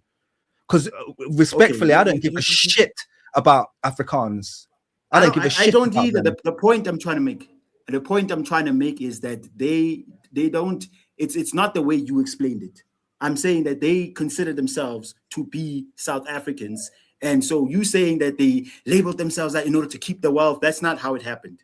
That is not how it happened. But anyway, but that's no. I will not disagree with you too much. That's not what I said. I will not disagree with you too much when you go on about white monopoly and all those things. And I gave you examples of us actually antagonizing the white monopolists. We cannot just chase everyone out. Nowhere in human history has that happened where people chase an entire race of people out who were the colonizers and who brought in new technologies. Even if I'm not saying that they brought civilization. I'm making a point that in this instance, because of the fact that Black people held back, they were able to make certain advances or get certain technologies that we couldn't. So obviously, us chasing them all out was going to destroy the economy. We're going to have to start over, and people are going to lose jobs. That's fearful. That's fearful. Listen, in a situation, this is why we had the BEE system. This is why we created the BEE system to make sure that if we're not going to chase them out because they're hiring a lot of our parents and a lot of people, a lot of our youth and whatever, we're going to have a stake in the economy. And also, we're supposed to have a government that makes sure that they distribute some of the wealth and resources to people, which they haven't done.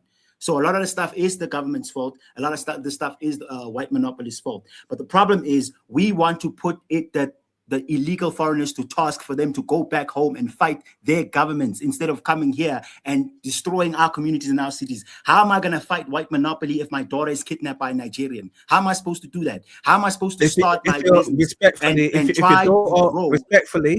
Respectfully, with South Africa's crime rates prior to immigration, if your daughter wasn't going to be kidnapped by a Nigerian, she was probably going to be kidnapped by a South African.